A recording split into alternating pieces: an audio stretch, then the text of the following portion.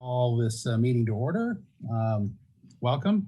I'd like to call the June 8th, 2021 special meeting of the Encinitas Planning Commission to order at 6:05 p.m.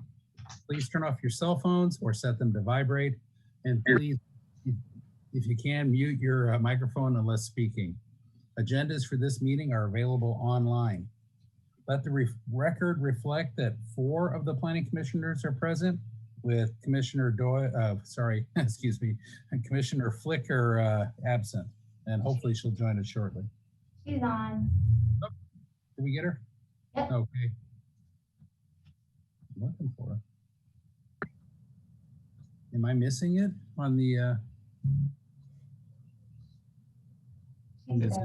She's on.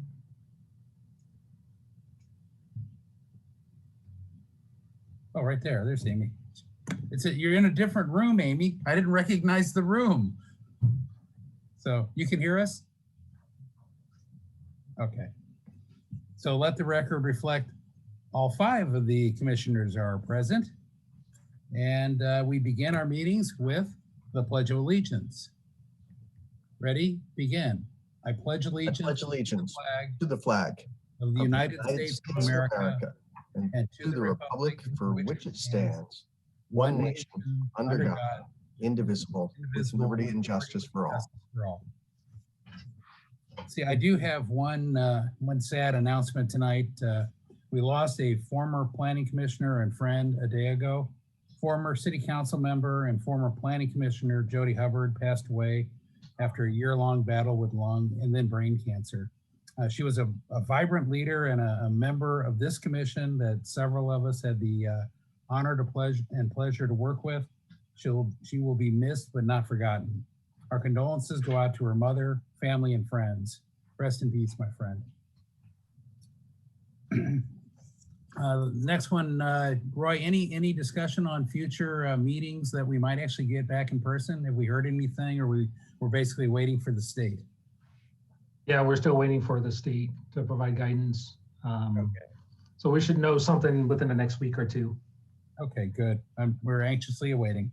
Yeah. So in the meantime, we continue with special arrangements for tonight's Planning Commission meeting due to COVID-19. Pursuant to the State of California, boy, I'm having trouble talking, Executive Order N-29-20 and the amended County Health Order dated March 18th, 2020, which limits gatherings to no more than 10 people, members of the public will only be allowed to participate in meetings electronically. Tonight's meeting can be accessed and watched at the city's live webcast feed at https://encinitas.gov/government/agendas-webcasts. Normally, the Planning Commission would also be available for viewing on Channel 19 of Cox Communication, Channel 24 of Time Warner, and Channel 99 of AT&T Universe. Unfortunately, tonight, Cox, Spectrum, and AT&T Universe are unavailable due to ongoing broadcast room renovations. Public comments must be submitted via email. Tonight's agenda describes the process in detail, but I will summarize it. Written public comments to the Planning Commission must be submitted via email by 2 p.m. on the day of the meeting and will be forwarded to the entire Planning Commission. To make oral public comment during the meeting, including oral communications, consent calendar, and regular items, you must register by 2 p.m. on the day of the meeting to join the electronic meeting. Members of the public speaking to the commission will not be shown on video. They will be able to watch, listen, and to speak when called upon. Each speaker may address the commission for up to 3 minutes or in accordance with the time period established by the chair. The next item is normally oral communication. Tonight's a special meeting of the Planning Commission and does not have oral comments on items that are not on tonight's agenda. If this were a regular meeting of the Planning Commission, we would normally have oral comments on anything not on tonight's agenda. Tonight's meeting is a special meeting and we did not allot time for oral comments. We will be taking oral comments at our next meeting on Thursday, June 17th. So it's only a week away, or a week and 2 days. We will confirm whether people that signed up for oral comments actually intended to speak on one of tonight's items. If that's the case, we will move them to the appropriate item and have them speak at the appropriate time. So, Dina, do we have any people that signed up for oral comments? We do, and most of them actually signed up for an actual item. So if you'd like me to read through them. Is there anybody who didn't sign up for an item that also signed up for oral comments? Did not. Okay, let me go. In other words, would they potentially get left out if we just skipped oral comments for tonight? Lee Weissman was the only one who signed up for oral communications and not an item, but I don't see him on the Zoom right now. Okay. Yep, you're right. So if we see him during the meeting sometime, we'll see if he meant to sign up for an item. Okay. Okay. So the next step in our agenda is changes to the agenda. Are there any changes to the published agenda? There are none. Okay. And then we also do not have any consent calendar items tonight. So therefore we are skipping straight to the regular agenda. And on tonight's regular agenda, we have 4 items. The first one is item 8A, which is parking regulation amendments, case number PLCY 0044445-2021. And this is a continued public hearing to consider proposed amendments to Title 30, zoning of the Encinitas Municipal Code relating to parking standards for inclusionary units, senior housing, transit-oriented development, and tandem parking. Amendments being considered to Title 30 of the Municipal Code include amending Chapter 30.04 definitions and Chapter 30.54 off-street parking. Title 30 of the Municipal Code is a component of the Local Coastal Program. Therefore, the Local Coastal Program would also be amended as part of the application. See, I don't suppose there are any disclosures. Seeing nobody, yeah. We begin with a staff report presented by Principal Planner Jennifer Gates.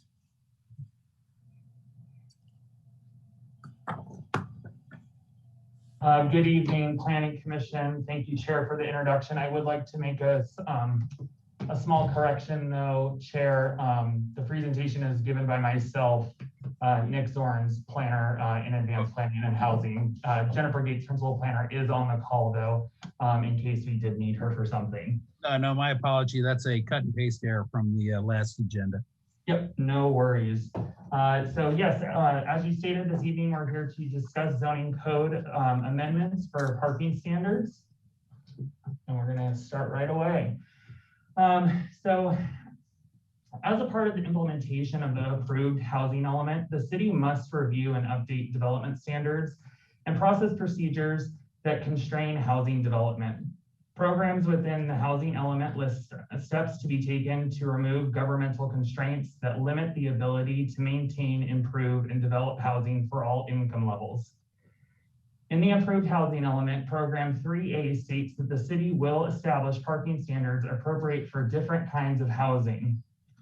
The city looks to update its zoning standards to reflect current and anticipated parking needs and to adopt parking standards appropriate for affordable, senior-aged, mixed-use, and transit-oriented housing development projects. In addition to the city of Encinitas housing element, the City Council and Housing Authority of the City of Encinitas directed staff to explore potential incentives to create affordable housing within the city. The city conducted 2 roundtable discussions that were open to and attended by market rate and affordable housing developers, nonprofit organizations, and members of the public. The roundtable discussions were designed to brainstorm with the experts and interested parties on potential incentives that would encourage the creation of more affordable housing units than what is just required under the city's current inclusionary housing ordinance. The roundtable discussions were both held in 2019 on May 30th and August 29th. The roundtable discussions, which were both well attended, had a great exchange of ideas and provided a list of potential incentives that warranted further consideration and development, which is before you this evening. During both of the roundtable discussions, modifications to existing parking standards were proposed by the attendees as possible incentives which would increase the development of affordable housing units within the city. Moving on to part of what our proposed amendments actually are doing this evening. Currently, the city does not have or provide separate parking standards for inclusionary housing units built within the city. Inclusionary housing units help to support the long-term goals of providing affordable housing for future generations, as we all know and have well discussed in prior meetings. Although inclusionary housing units are almost always required in housing developments that usually request a density bonus, all housing developments required to provide inclusionary housing units do not always request density bonus. This means that inclusionary housing units would benefit only from a reduction in parking if the housing development included a density bonus request. Providing a parking standard for inclusionary housing units may reduce the number of development applications utilizing provisions provided in the state density bonus law. Staff recommends providing a blended ratio which utilizes existing parking standards from the Encinitas R30 overlay zone and the state density bonus law. The table on this slide shows the existing parking ratios that are available as of today and the blended ratio rate which we recommend, which would be created by taking the lower rate of the two based upon bedroom count for each. Moving on to senior citizen housing developments. Again, there are no explicit standards for senior citizen housing developments within the Encinitas Municipal Code as of today. Senior citizen housing developments are commonly referred to in multiple different terms. Retirement communities, senior housing for simple, or the 55 and older communities, which you often see on signage around town at certain established communities. But these are becoming more and increasingly common throughout California. As previously mentioned, the city does not have a standard for required off-street parking for senior housing developments. The Encinitas Municipal Code, however, does allow a developer to provide a project-specific parking analysis to reduce or create its parking requirement. However, this alternative is commonly viewed as an impediment for a proposed project and deters project applicants from moving forward with a proposal. After a review of previous senior housing developments within the city, it has been indicated that projects required multiple times parking studies in order for the project proposals to move forward, as they would not have been able to provide the on-site parking if utilizing the standard parking ratios pursuant to Chapter 30.54 of the zoning code. Staff does recommend one assigned parking stall per unit, plus one unassigned guest parking stall for every 5 units, within the senior citizen housing development. Studies have previously found that populations, as they age, their dependence on automobiles reduces, not only in the frequency of the need for a vehicle, but also the number of vehicles per household. In addition to the modification and addition rather of the parking ratio for senior citizen housing developments, staff does recommend adding a definition of quote unquote senior citizen housing development that would be consistent with state law pursuant to California Civil Code section 51.3. Moving on to transit-oriented development. This again is also a standard that we do not have already in our code as of today. Transit-oriented housing development is defined by state law to be within a half a mile of an accessible major transit stop.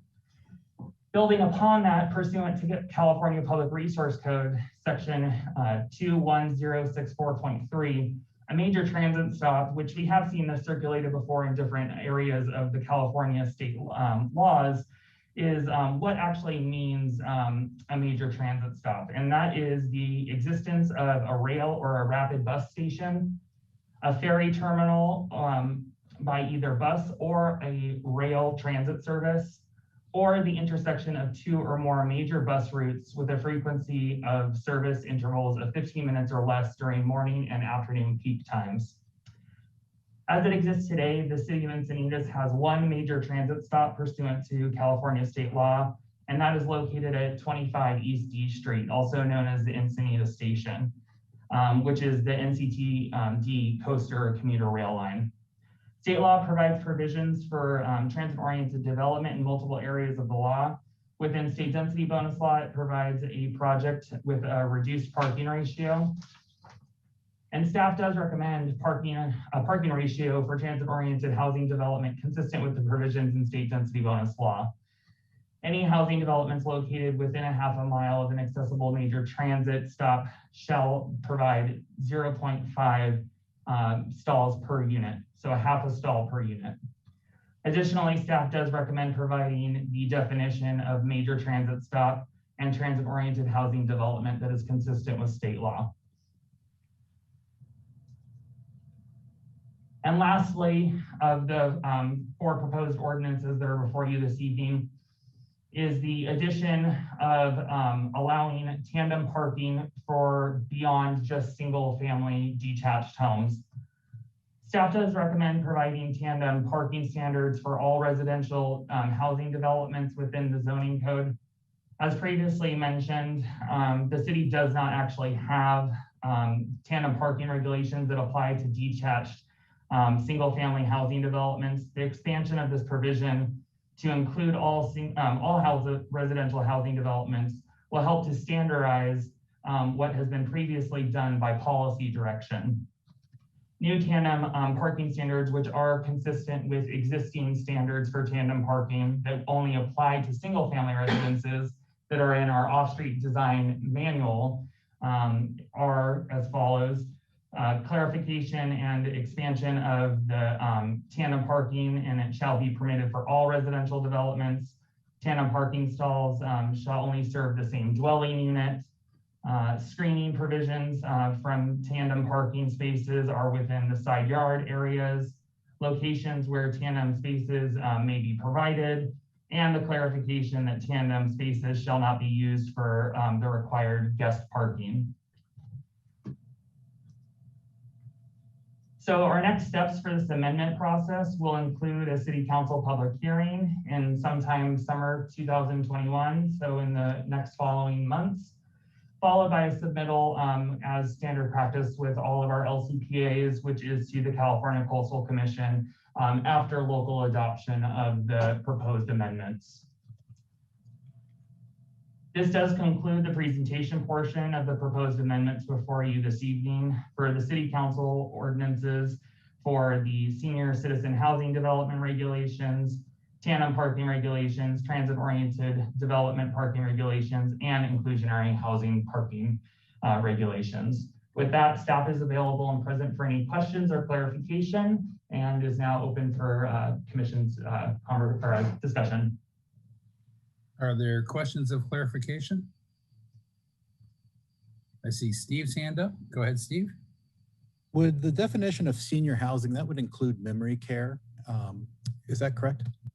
No, it does not. There is a separate definition pursuant to California state law that explicitly defines that versus this truly is a definition for essentially what we would use to call in layman's terms is a retirement community. Memory care would fall in something more of like a congregate care, which I believe we either are working on or will be working on a definition for something of that nature later on.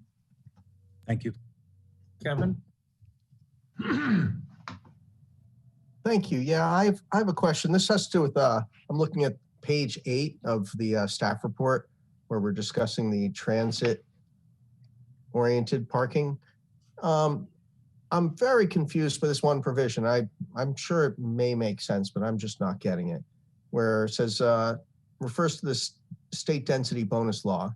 And it says it provides a project with reduced parking ratio if it provides 100% of the units to lower income households, or 11% very low, or 20% lower income units. Is it 100? Is it 11 or 20? It would seem to me, why offer 100 if 20 is also acceptable? So I believe our legal counsel can respond to that if I do not answer this explicitly. I believe it's that the project overall is quantified to be 100% dedicated to affordable units. But of that, 20% of it can be allocated to the lower income, or 11% of it could be to the very low income, and then the rest are still categorized as affordable units. It's just they don't fall into that specific category. Gotcha. So it's like, this is like an 80, 60, or 40 situation? Potentially, as long as the overall project is 100% affordable. And affordable would be defined by 80% AMI or less, is that correct? I believe so. So it's essentially like the ongoing conversation that we've had about our arena numbers. So it's any of those, the very low, and our moderate, any of those categories, it has to fall within those. Oh, okay. Even moderate, which is 110%. Okay, but I do understand, because I was looking as 100 or 11 or 20, but it was 11 or 20 were of that 100. So I think I'm answered. Thank you. And then I've got a question, then we'll go to Steve. On these studies, I didn't see any of the studies or reference to the studies. Are those something that can be shared? Because of the thing that I'm missing here is the data that says people in senior facilities have less cars. And I looked on the web, and I won't cite any references, but I see mixed results. I actually see seniors are adopting cars and keeping cars longer and more. So what data is this based on? These are city-specific studies, Chair, that have been done in previous project approvals that have gone before to the Planning Commission, where we have had senior citizen developments that have done parking-specific analysis in order to be able to reduce their parking ratios for their specific proposals. And all of our existing sites have moved forward with that and been approved as such. Okay. So if we needed to essentially reestablish and share, adopt or approved entitlements for existing projects in the city, we could do that. But that is something that's previously been done in practice. Yeah, I think what I'm thinking is I'd like to see then how over the last 10 years, those parking studies have worked out, and do a post-mortem on them. And I'd like to know that they actually work, because, well, so we'll get into the discussion. So that's the studies. Kind of along the lines of what is senior housing, what is the definition we use for senior citizens, the people that can reside in senior housing? That is something that will be added as a part of this code, essentially or amendments, because we do not have existing code language that defines senior citizens. That's something that if you go to page 7 of the staff report, it references the civil code, as well as, the civil code in 4 different sections of the state law, which that would be, our definition is encompassing multiple different areas of different sections from California state law in order to be able to create the definition for senior citizen housing development.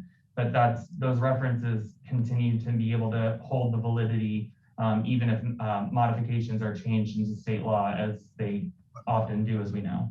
And I think you said what a senior citizen housing development is. And I think in that it uses the term senior citizen or older persons, and it doesn't really define senior citizens. So I was wondering, when we define the people that live there, does it include caregivers? Does it include family members? Does it include live-in help? Off the top of my head, without knowing those 4 sections of California Civil Code, I do not know to be able to confirm it one way or another, but it does define explicitly what a senior citizen is in those sections of the state code. Okay. So, okay. And then Steve, you had your hand up? Yeah, I'm responding to Kevin's question prior. I'm not sure that answer was correct.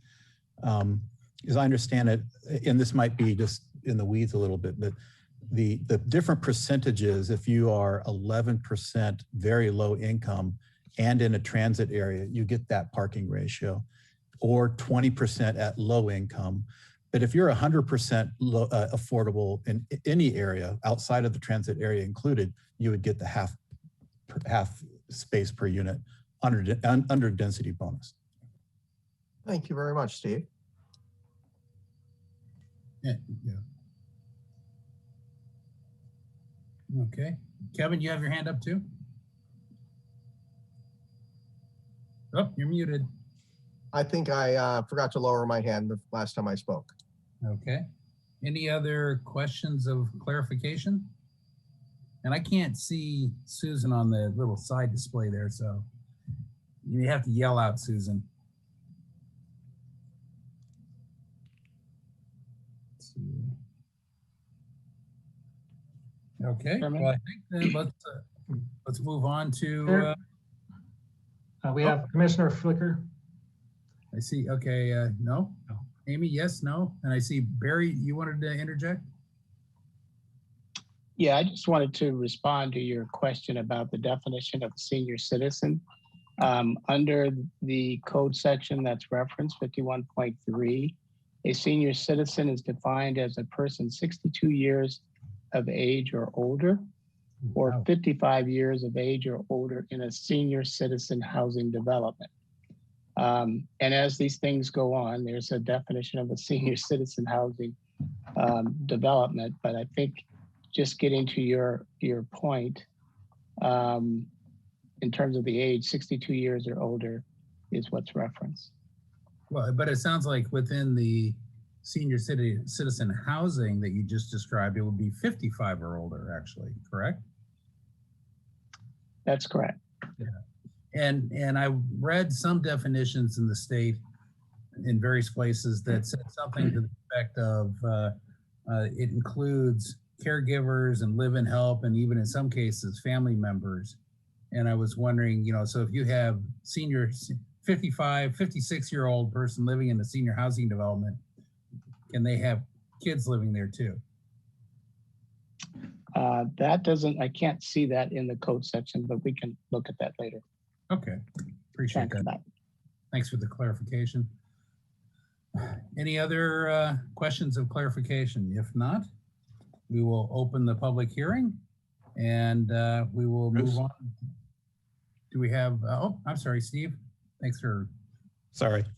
No problem. One more question for staff, just to be clear, that senior housing would not, does that include assisted living? No, assisted living is something different. It does not. Thank you, appreciate it. Yes, all assisted living care facilities are fall under the definition of residential care facilities. And what we're referring to here is basically senior apartment housing. As you recall, our previous conversations related to residential care facilities, those are not considered housing. They're not considered dwelling units or an institutional use. It's a non-residential use, which is why we don't apply density to residential care facilities. So a High Country Villas would be an older example of a single, no, they're not single family. I don't know what they are, duplexes or what, I don't know how they're subdivided. Probably a PRD and zero lot line, but it is a 55 and older facility, correct? And it's senior housing. But would something like that qualify as senior housing under this law? Yeah, I'm not familiar with the development. Where is that development? It's south of Encinitas Boulevard, almost as you come into Olevenheim. It's a pretty large one there with the off of is it Willow Spring or Glen Arbor that goes up south of El Camino? It's been here since the 60s or 70s. Yeah. But we're talking about zoning for senior citizens, not care facilities, as you explained. So. That's correct. Okay, let's see. Do we have public comment, Dina? Yes, we do. We have one speaker, and that would be Susan Turney. Okay. Hi, Dana, can you hear me? Yep, sure can. Okay, great. Commissioner Susan Turney Encinitas, please reject staff's recommendations to reduce parking requirements. These include inclusionary reductions. Low-income earners say that their number one aspirational purchase is a car. The reason is that cars enable them to look further afield for better paying jobs and get them to those jobs. Not public transportation, not bicycles, cars. Senior housing. This requires heavy staffing. Fewer seniors may drive, but their numbers are offset by worker and visitor parking needs. Transit-oriented reductions. Without last mile transportation available, people will still need their cars to get around. So-called transit corridors are meaningless when trains have limited schedules and buses run infrequently. Local ridership was down before COVID and is not forecast to return even to pre-COVID levels. Tandem parking never works as intended. The only ones who support it are developers looking for ways to increase profits. In practice, the first car to park in the space is blocked in once the second vehicle parks behind it. Tandem requires an unreasonably high level of coordination from residents that never happens. Overflow goes into adjacent neighborhoods. Something that staff ignored is too big to ignore: electric cars. Staff's recommendations do not support the governor's switch to electric in 2035, nor the mayor's climate action plan. How will residents charge their cars if not parked immediately outside their homes? Coordinate charging if parked in tandem? Will they have to run long extension cables all over our streets and sidewalks? Underparking harms residents who will have to walk longer distances simply to get home. These residents carry heavy groceries and kids. They're elderly, some have physical challenges. They're single women who would have to walk extra distances alone. Add bad weather and dark to the mix. Underparking benefits developers only. Staff's vague reference to state law lacks a specific reference to any noncompliance on our part currently. Staff does plead the developer's case that they will, quote, not develop at all, end quote, if we require adequate parking. This tells us that staff has been motivated and pushed not by state law, but by the developers, the development community. Creating barriers to getting safely to your own front door reads in the report like the goal. Increasing developer profit also reads like the goal. Neither should determine our parking code. The quote, current and anticipated parking needs, end quote, cited by staff are simply not supported by their own recommendations. Please do not approve these changes to our parking standards. Thank you. Okay. Would staff like to respond to the public comment? If not, I will close public comment now and move on to commission deliberation. Anybody want to hop in? Where do we begin? Slowly but surely. So, well, I want to talk some more about what is a senior citizen and do they have cars? And I'm looking at that definition of 55 and older, even 62 and older. And geez, I'm now qualifying. I have 3 cars with 2 of us at 62. So, and I used to have 4 cars, and I don't even have hobby cars. So I just don't see the data. So for me to make this leap on senior citizens, I would have to see data, and I would have to see, ideally I'd like to see, as I said earlier, a comparison of the reduced analysis, or the reduced parking requirement with what actually happened, because all too often in our city, I see people parking down the street, overflow parking from underparked areas, or Acadia Boulevard, the apartments along Vulcan being probably the prime example. And I would be curious to know what the parking ratio in those apartments are. I bet you it's higher than 1 to an apartment. So that's just I'm just starting there. So I can talk about tandem too, but Amy, you go ahead. Sorry.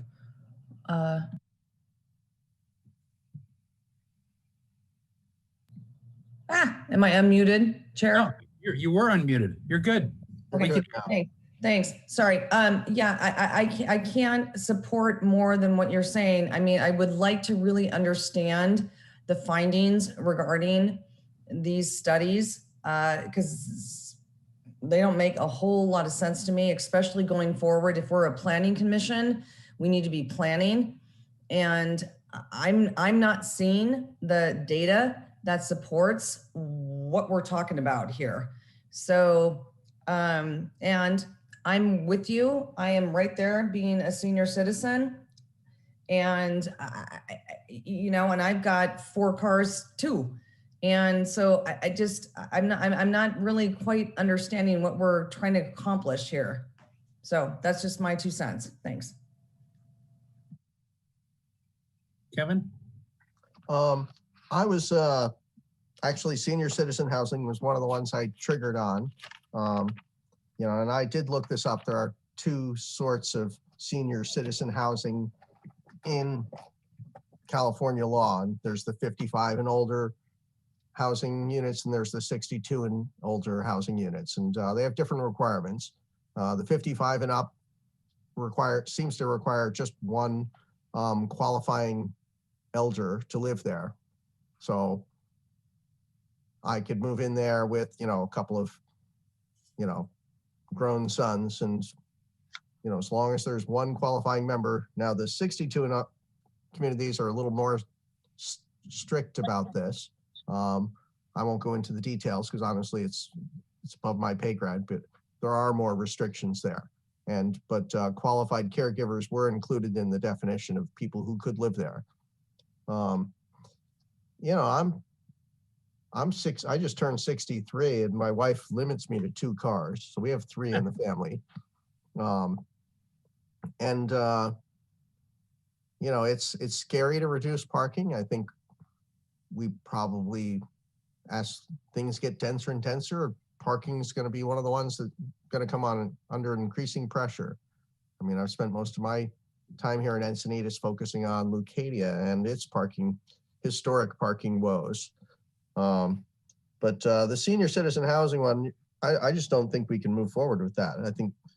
I think we could successfully discuss tandem, transit-oriented, and inclusionary housing this evening. But senior citizen housing, I think that particular ordinance, I almost would say we should bifurcate this case and discuss just that one and say we have to continue that for an additional study of whatever we decide.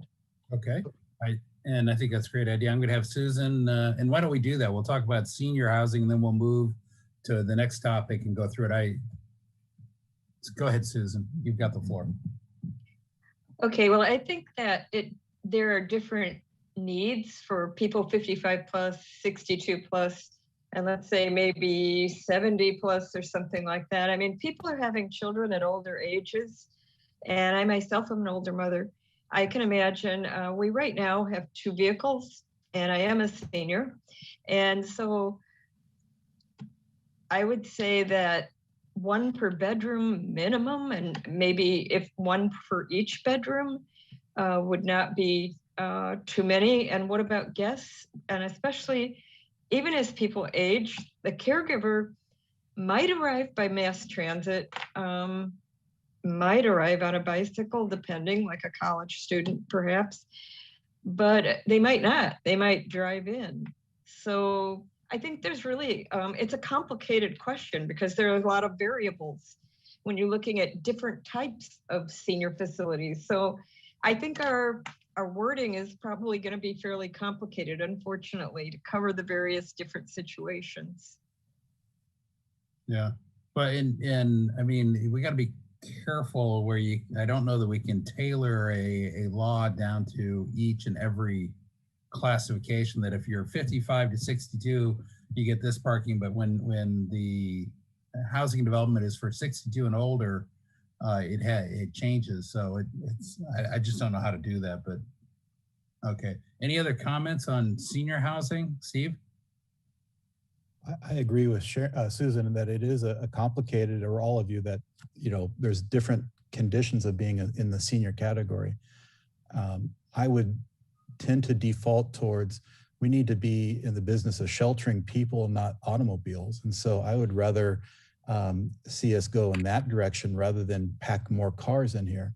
I would suggest that if someone has 3 or 4 cars, then they may not be looking for a 2-bedroom apartment in a multifamily environment, that they may be a single family house is more appropriate to their lifestyle. But from experience, I know that providing parking is a big impact on the ability to provide housing or units as you design a project. So anything we can do to minimize the amount of parking requirement, I think, is a benefit to adding more housing. And then Amy?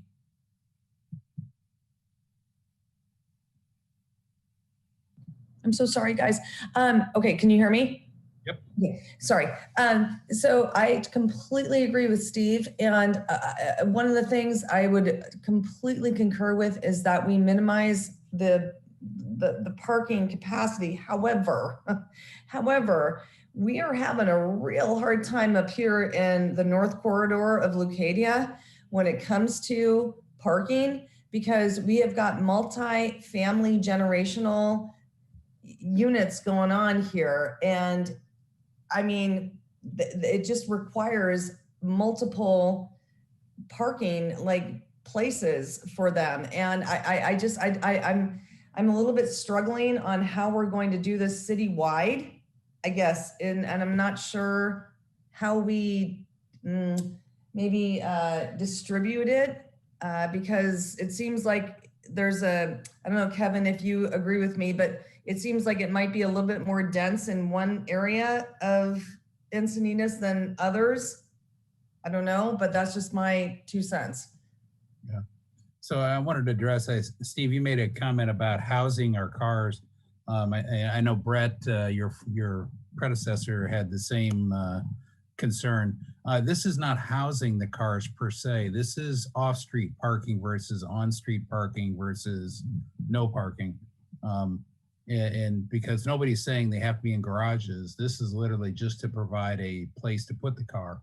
And what I am very concerned about is, I'll call it overflow parking, that if we're going to drop in these R30 developments, or in the future, because this law will be there on the books, if we're going to drop a senior housing unit anywhere in the city and underpark it, the net effect of that is people will still buy cars if they want them, or still have cars if they want them. And I think to Susan Turney's point, many people consider that their main asset. They will park them down the street, much like they do near the apartments I walk near in New Encinitas. If you look at Village Park, there are cars parked on the street, and so it will spill over. So if you can imagine in those areas where people are already taking advantage in a single family area or in a condo area, and you drop in a big project in some future R30 or some future multifamily, and it's way under parked, they're going to now spread out into neighboring neighborhoods. Much like we had comments from the Sedonia people, and their very valid concern about Fox Point, that they were going to allow parking. And one of the main things this commission talked about and had to grapple with, was overflow parking due to a project that was density bonus parked, basically. And I think it was actually parked above the minimum. So that's why I'd like to see data on how some of these prior projects are doing now, and whether or not whether the parking is overflowing out in the streets. So I think, Susan, you had your hand up, then Amy, then Steve. Well, also, I think what you said is important, that it could be open, not covered, that we require. It could be tandem, perhaps, even though maybe we haven't done that before, except for single family.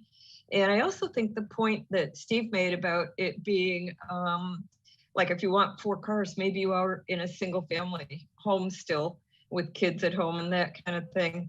So you know, it's going to be different situations for different people. But if we don't require covered parking, it makes it a lot easier to have that parking.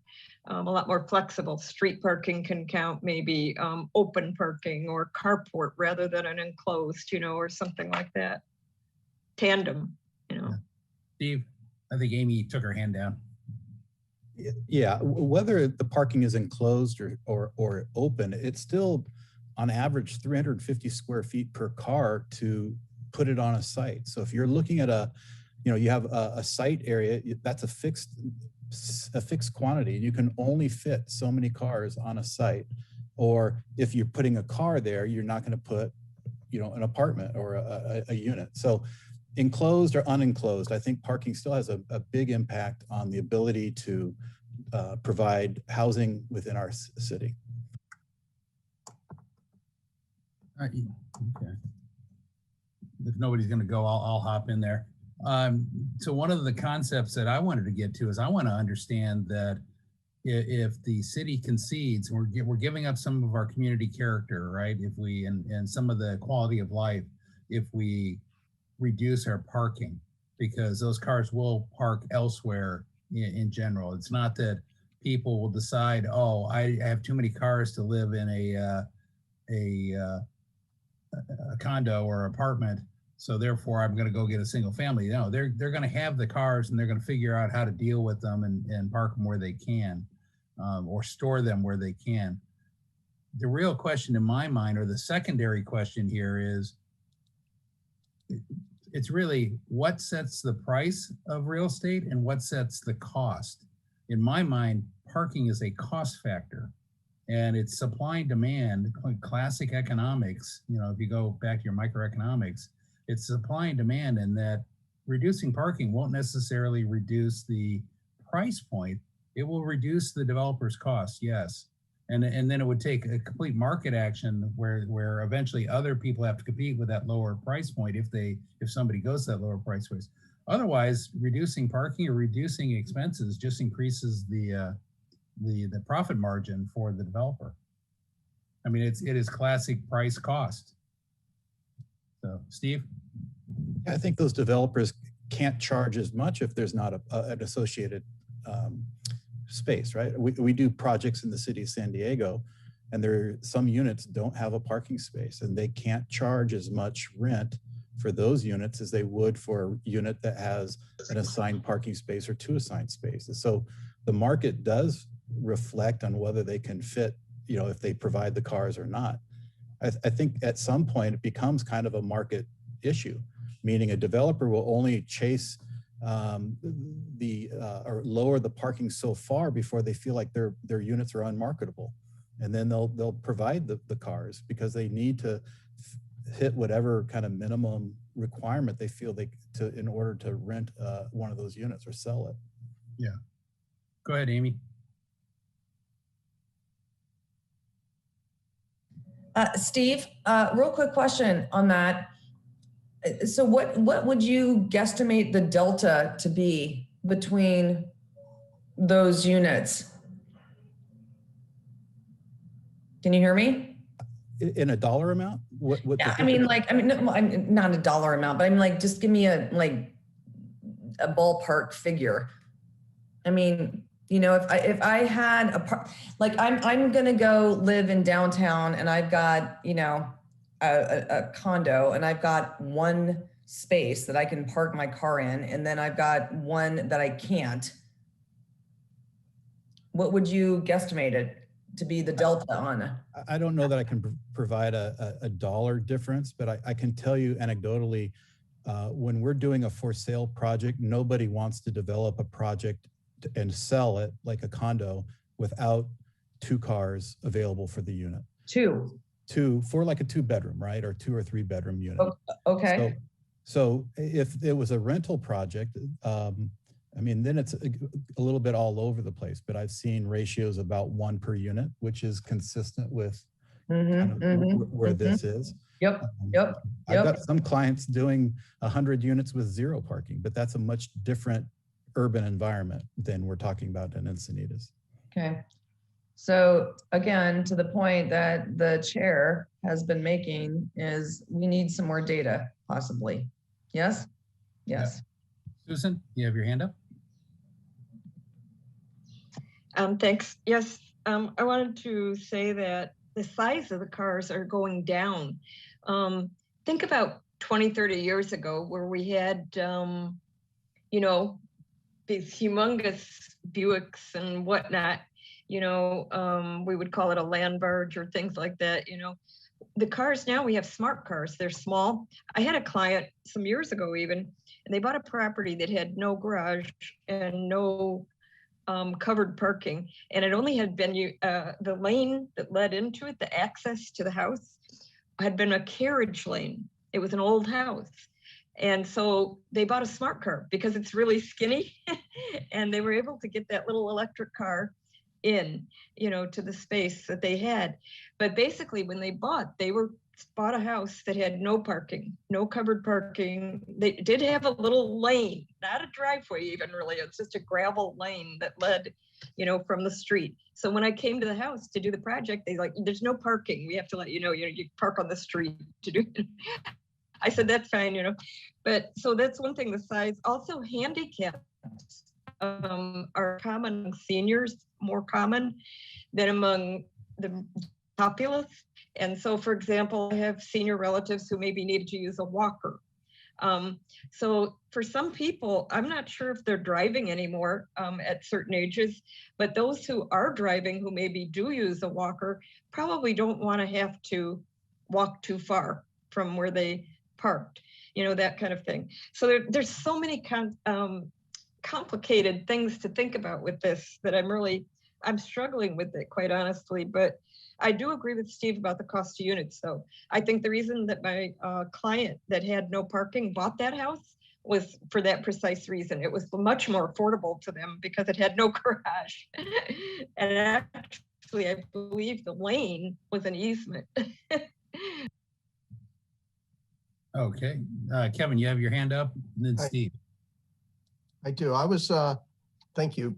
I'm looking at, we're kind of bogged down here, and I'm looking, we've got a 4-part agenda item here, which is, you know, basically senior citizen housing, parking, tandem parking, transit oriented and inclusionary. Of the 3, I'm looking at tandem parking, which I'm not sure I agreed with Susan Turney on this one. I think it can be workable. I think it is workable.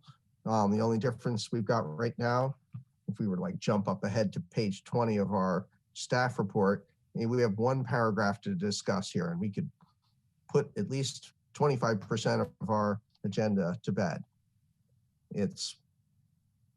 Would everyone be open to looking at that particular item instead of all the other ones have to do with reduction of parking. Tandem parking does not. Okay, well, I'm not sure I want to move on.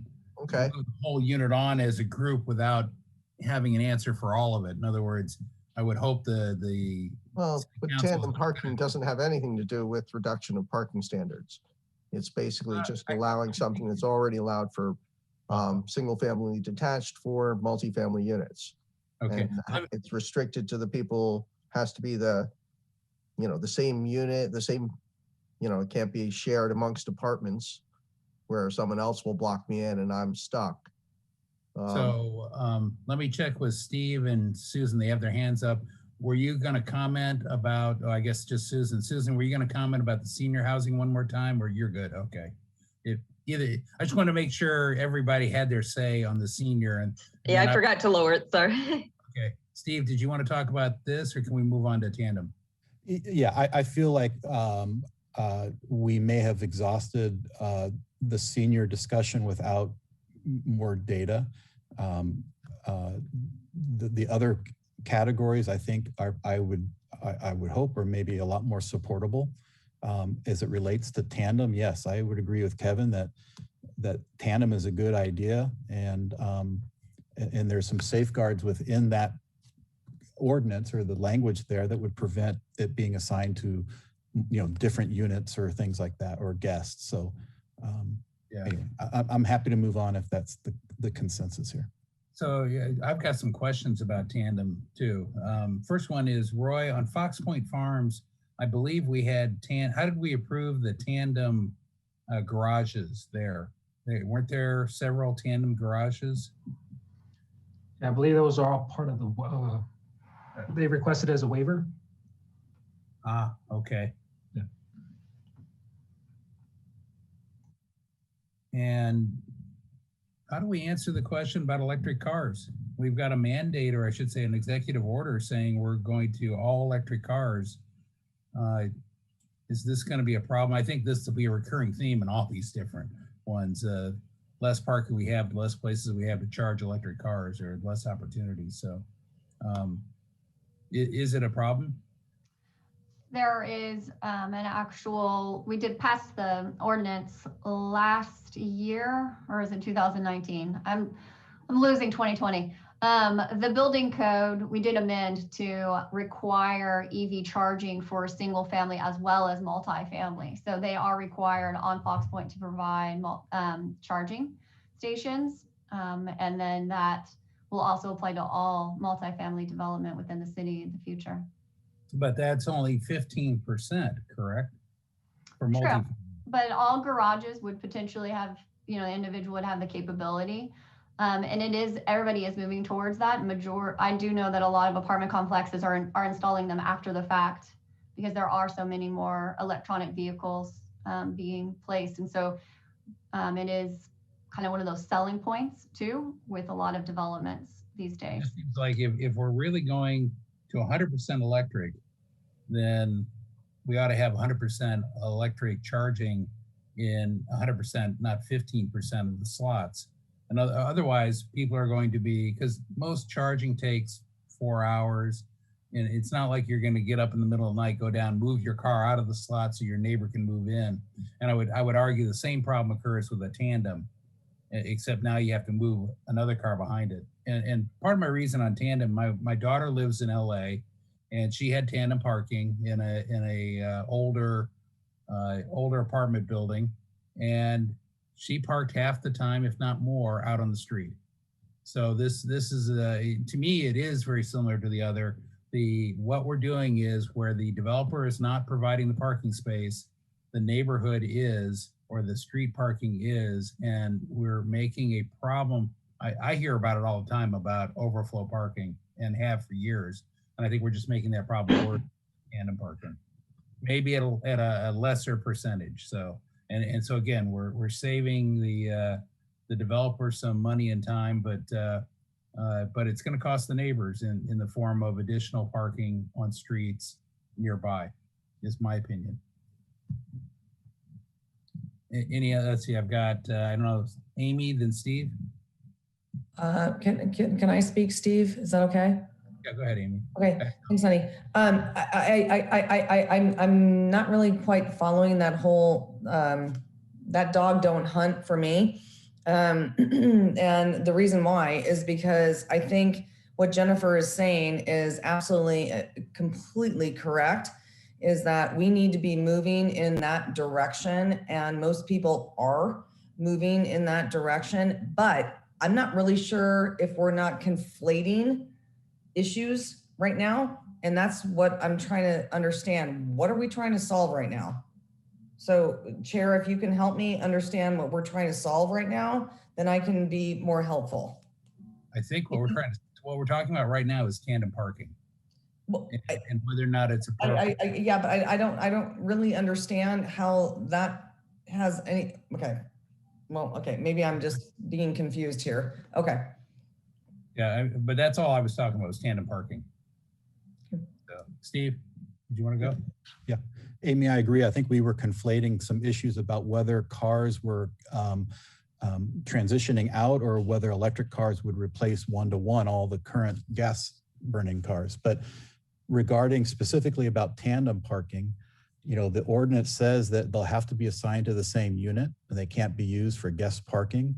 So that seems like a legitimate way, or a good way. If you have a 2 or 3 bedroom unit, those would be your roommates or your family members that you would coordinate with moving a car. Not unlike You know, a car that parks in your driveway in front of your car that's in the garage. That's tandem parking in any single family environment. And if you needed to get the car out of the garage, you'd ask your spouse to move or your child to move the car in the driveway. Okay, anybody else? Do we want to move on? It sounds like I haven't heard, other than my objection, everybody else seems to be in favor of it. So let's move on. And what was the transit oriented?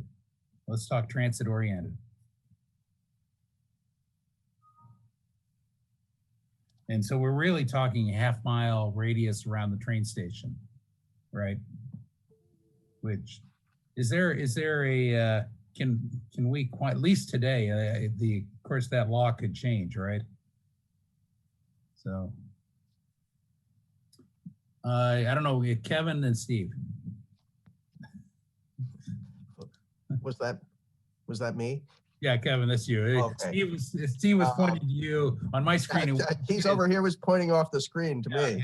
Yeah, it moves around too much on Zoom. Now, I looked at this one and it seems to me this is a kind of, we're just cleaning up our code to match the state law that we have no choice but to follow anyway. Is that correct or is that incorrect? So that's a question for staff. Yes, it's to be, I mean, fairly as consistent as possible with the state law as we can be, yes. State density bonus law. Correct. So if a project was applying for a density bonus, this would be the parking spaces that they would be permitted to utilize for their project if they were doing the 20% or the 10% or any project that provides 100% affordable. Okay. And I just double checked that map for myself. If anyone's curious, that seems to go from the train station down south as far as Encinitas Fish House, and up north, pretty much, I guess, is a little past Captain Keno's, and pretty much capturing everything on this side of the highway and a little sliver over the highway. So it's big, but we don't really have much to, do we have much to say in this? Is there anything discretionary on this? This is again a question for staff. Do we have, is this discretionary or is this something that we are pretty much bound to follow? We are going to be pretty much bound to follow this pursuant to state density bonus laws. Jennifer Gates previously just clarified. I would also like to just point out is the definition for transit-oriented housing development, just so that you don't think that there are more included in that half-mile radius than there probably actually is that as a part of the definition is included is that there's a minimum net density of 20 dwelling units per acre within that half-a-mile radius, and that's consistent with other things that are in the state law in order to make sure that that's brought over into our local ordinance. So it's not just a one-off, essentially single-family lot. It's going to have some type of a development with it to be able to achieve those parking regulations. Okay, kind of like Liberty Station would have probably qualified. Exactly. And there's minimal lots really in that, City Hall looks like it's always on the chopping block, a big flat place next to the train station. But cool, that was my question. I think I could see accepting this proposal as staff has put it forward. But I'd like to hear what everyone else has to say. I'll go then Steve. Nick, I want to clarify what you just said. You said that we would be matching the state law, but I believe it's only for density bonus projects.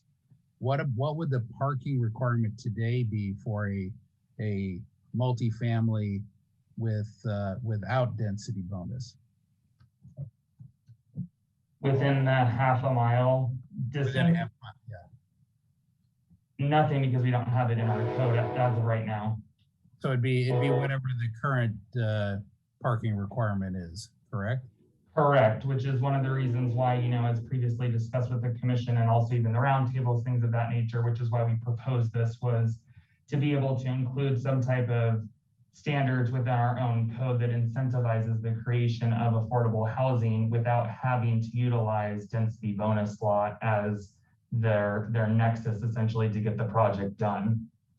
Yeah, but in one case we get, we're going to get the inclusionary housing is the only affordable housing we're going to get.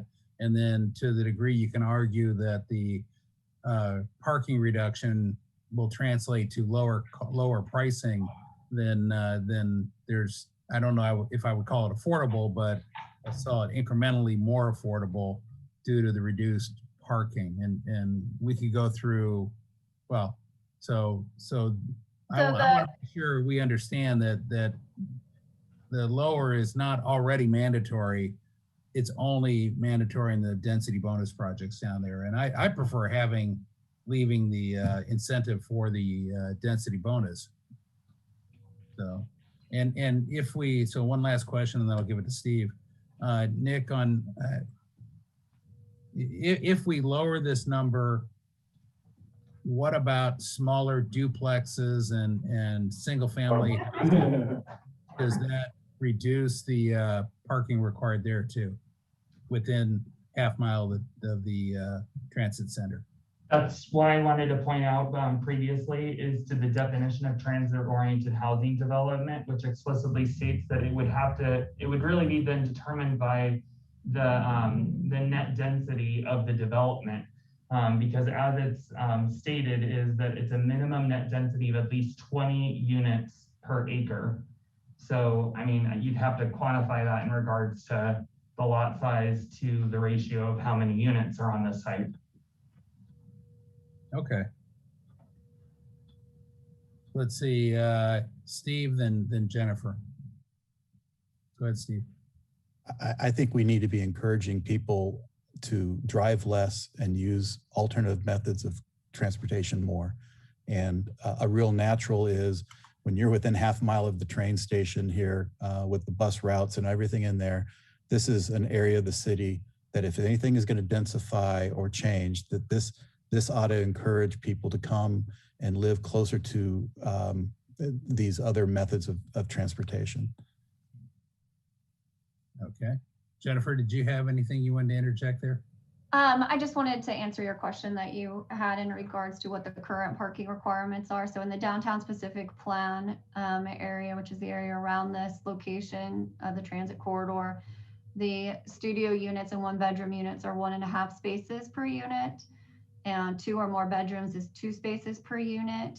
And units that are provided for low and very low income households is 1 space per dwelling unit. No matter what size? No matter what size. And that's all across the downtown Encinitas specific? That's the 1st Street corridor and 2nd Street corridor zones. Is for the affordable housing, but all zones in the downtown for the 1-bedroom and 2 or more bedrooms numbers that I gave you. Okay. Table 3 of the downtown specific plan. And so that covers a lot of the same area, but there's also part of Leucadia in here, right? Up to, okay. Amy, you had a comment, question?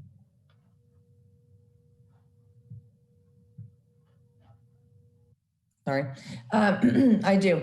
I don't want to sound, Chair, like I'm speaking out of turn here, but let's just get real. We do not have a very robust transit system happening, period. So we can gyrate all we want and do mental gymnastics all we want about this, but until we actually have an actual transit system that is going to support people, this is, to me, ridiculous. So that's Susan, do you have something to say? Steve, do you have something to say about that? Because I mean, this is to me, crazy talk, almost. Okay, I'm gonna be quiet. And I didn't see who was first, Steve or Susan?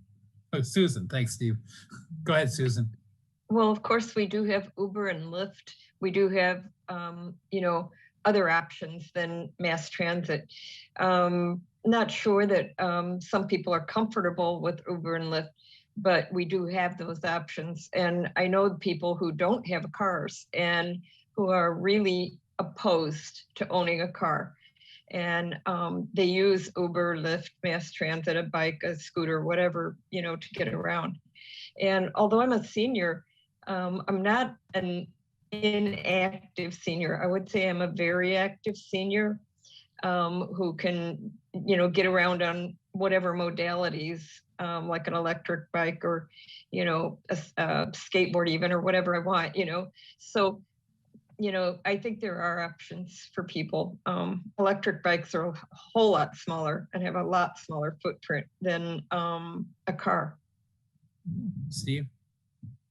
To Amy's point, I think it's kind of a chicken and egg thing, right? I mean, the transit today may not operate at its best efficiency, but it also doesn't have the density of ridership or proximity to it, to support it. So the infrastructure is there. I think if you can encourage the ridership and the people to new housing to be closer to it, I think you'll find that the efficiency of the mass transit will come up.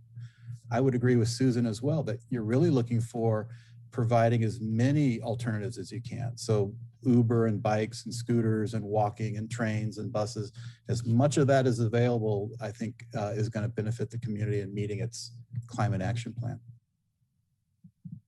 So I'll go, and then Susan, then Kevin. When we talk about all the different modalities, I look at it. Are we an urban center? And the answer is unequivocally no. And I don't think we want to become one either. And that we got a dot on the map because we had a train station and buses.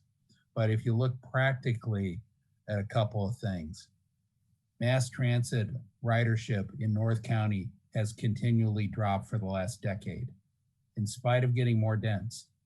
So the people are voting with their lack of ridership. And so it is actually going the other way. If the answer is, well, we should get rid of all parking in order to drive people to the mass transit, which they are showing with their feet they're not using, I don't agree with that at all. I think I go back to Amy's that I think we are recommending things with no basis in fact. And so I can't support most of these without some basis in fact on ridership trends and how we get people out of their cars, or do we, do the people, I don't want to get the people out of the cars. I want to know if the people want to get out of their cars. But when I looked at, I kept going, well, let's see, whether it's seniors or lower income or transit-oriented people living, let's say it's somebody who commutes to their job. What's the likelihood in this day and age that their job is downtown? It's pretty low. And the main transportation corridor is the coaster. Okay, well, maybe they could take the bus to Rancho Bernardo, if you've ever tried it, or Sorrento Valley. Both those, I've worked down there and commuted many, many years, or Carlsbad even, and there is no mass transit. There's no, other than Uber, and riding every day, paying to go every day in Uber, that's expensive. I mean, it's going to cost you quite a bit. So I just can't support reducing parking arbitrarily and reducing it for non-density bonus projects. Besides, for density bonus, they're providing something and we're getting lower income. There should be an incentive, and the reduced parking is part of that. So I'm not there with transit-oriented either, reducing parking. I haven't seen the argument. I haven't seen the data. So I forget what order I said. Did I say Susan, then Kevin, then Amy? I have to agree with you, Chair, on the infrastructure. It's not here. It's not here for Encinitas, and people can't use it. But I can tell you, I moved here because of it, because there was a rail station. I was working in Santa Ana, and I could take the train to work about half of the time. My schedule was a nightmare because the professor's schedule changes every semester. So I might have days one semester and nights the next. I might work Saturdays or I might not. My schedule was all over the map, every semester changing. But I would say I took the train maybe a little bit less than 50% of the time I was able to do it, which was a heck of a lot better than the 0% I was able to do it where I used to live. So I did move here for that infrastructure. But then Amtrak changed schedules. Amtrak owns the lines, and Metrolink was pushed out. And so it became much harder. The last couple semesters that I was still working, and I have stopped that job now as of July of 2019, I stopped. But the last year or so, it did become harder to take transit because Amtrak changed their schedule, which edged out the Metrolink routes. And so it made it less affordable as well. And so I was doing a lot of 10 passes to go to Santa Ana and back. And my son used to ride for free and go and have the on-site daycare preschool. So for me, the mass transit was the reason I moved here. But it can fluctuate depending on what Amtrak does with their schedule is the problem. And so I agree with you, Bruce. I would say it doesn't really, it's not solid enough here. It's not, and like when I want to go to downtown, if I worked in downtown San Diego area, it would be really tough. And I do remember one time when I had driven to work and my car broke down and I came back on the train, okay? And I transferred to the coaster from the station in Oceanside because I took Metrolink, I'm transferred. Okay, so I get in and it's about 9:30 and I've got my 4-year-old with me and he's fallen asleep because it's late because the car broke down and I had to leave it at a shop. And then I had to I finished teaching and my helper and so forth. And so I get in, there's no bus to get home. Oh, here wow. I am with my 4-year-old in the dark. He's asleep, he's heavy. And so I had to call my next door neighbor and thank goodness she was at home and came and got us. But that was my only option. Yep. Yeah, so I agree with you. The infrastructure doesn't exist here, not now. And I don't think it's a chicken and egg thing at all. Not at all. It's not going to happen. Nope. You're breaking up. Kevin and then Amy.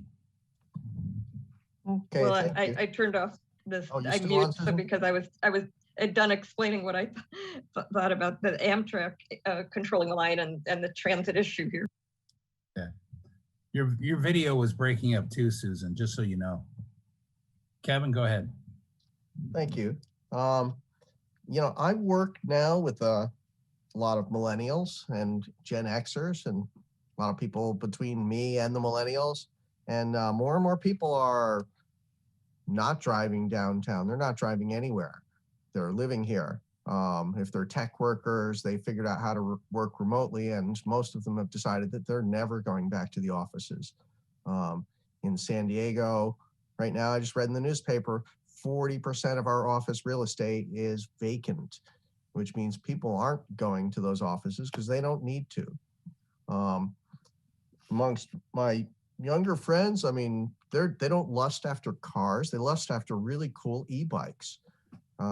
I walk my little boy to school who's 7. We walk to Pawlecki Central, and there's a lot of cars dropping kids off. There's a lot of e-bikes. I mean, and these things are like, the SUVs of e-bikes. They're not those cute little things you might be consider riding around. These things have double-decker seats behind them. Some of them have little trailers. I think this is the trend we're going to see. I mean, right now we've got, and I'm looking ahead 20, 30 years. So we've always had this car-centric life where you live here in the beautiful Encinitas and you drive the long slog to San Diego and to sit in your office and do whatever the heck it is you do. And people don't do that anymore. And people are giving up some salaries that they could have gotten for doing that in order to live here, in order to cobble together a living. So I do think that there will be a reduction in demand for cars. People don't necessarily want to drive everywhere. Will public transportation fill the gap? I'd say, God, it's the way it is now, certainly not. I mean, public transportation here in California is abysmal. It's not even a joke. It's very bad. But if you're going, just live and work within your town, which is a lot of people are structuring their lives in order to be able to do that, to pretty much do as I do, which is I go out of my way to never leave my zip code. And it's a doable, it's an attainable goal. And I think there's a lot of people who want that. I had one other comment on this one, because I'm looking at this unit, this section here. Basically, it's in the downtown Encinitas specific plan. Mhm. And so 20 units per acre, the way the definition is right now, currently this would be affected by a density bonus project. But I'm thinking back to, I looked it up real quick, the Java Hut. I forget what the complex was. It's a little 5,000 square foot lot. They're keeping the mixed use. They're going to have the coffee shop. It's going to have 3 living units in it. 3 living units at 5,000 square feet seems to come out to more than 20 units per acre. Would a unit like that, that's just that one's old business, but this is a question for staff. Would a smaller unit like that, a 3-unit complex on 5,000 square feet, qualify for this if it was in this zone? Whoever wants to take that one. Jennifer or Roy, perhaps? Or if they want to think about it and then have Amy go. I think that's 27 dwelling units per acre, Kevin. Yeah. So tell you what, Amy, I think you've had your hand up, and then I want to hop in there, then Susan, and then Steve. So Amy. If you guys, can you guys hear me okay? Yep. Okay. I think we need to be focused on what we're trying to get accomplished on this agenda and not on all of the stuff that we're talking about. I mean, they're fascinating stories and this is great anecdotal stuff.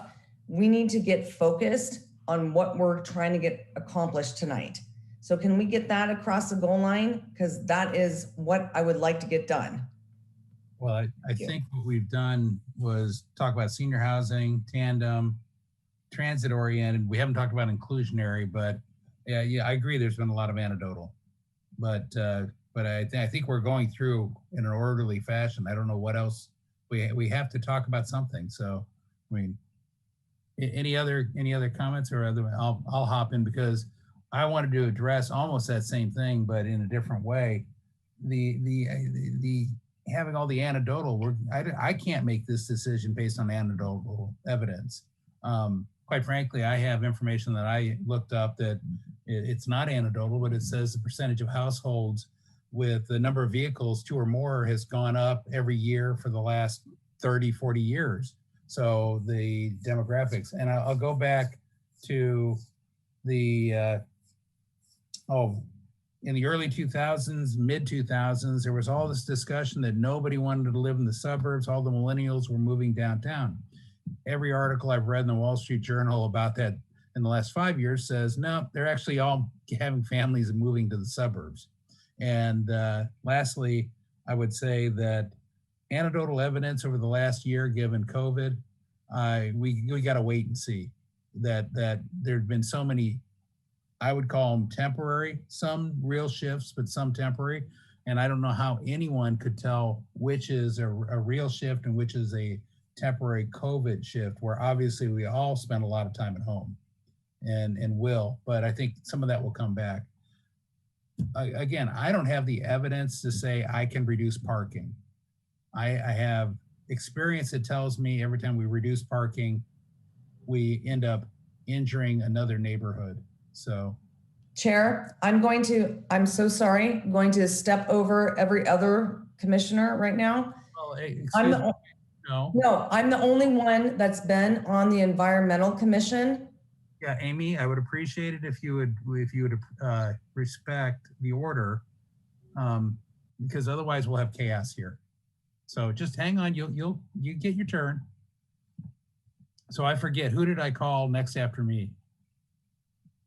Was it Susan? I'll do Susan, Steve, then Kevin.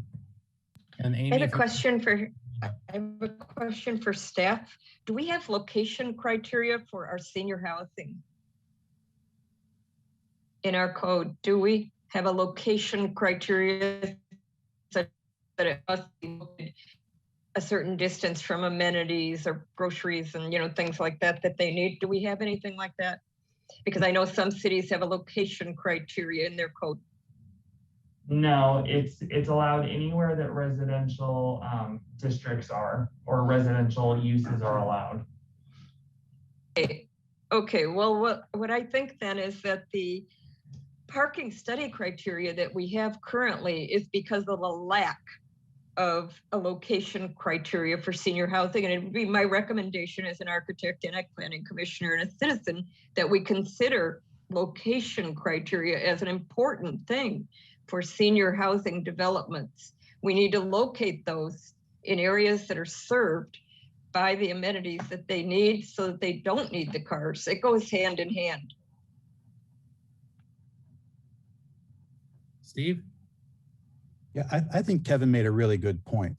Whether you agree with mass transit or public transportation or not, the idea of a mixed use life is a very solid one. And if you lived in this downtown area, you would have a lot of facility and stuff around you that meant that you did not have to drive and the car would be less important to you.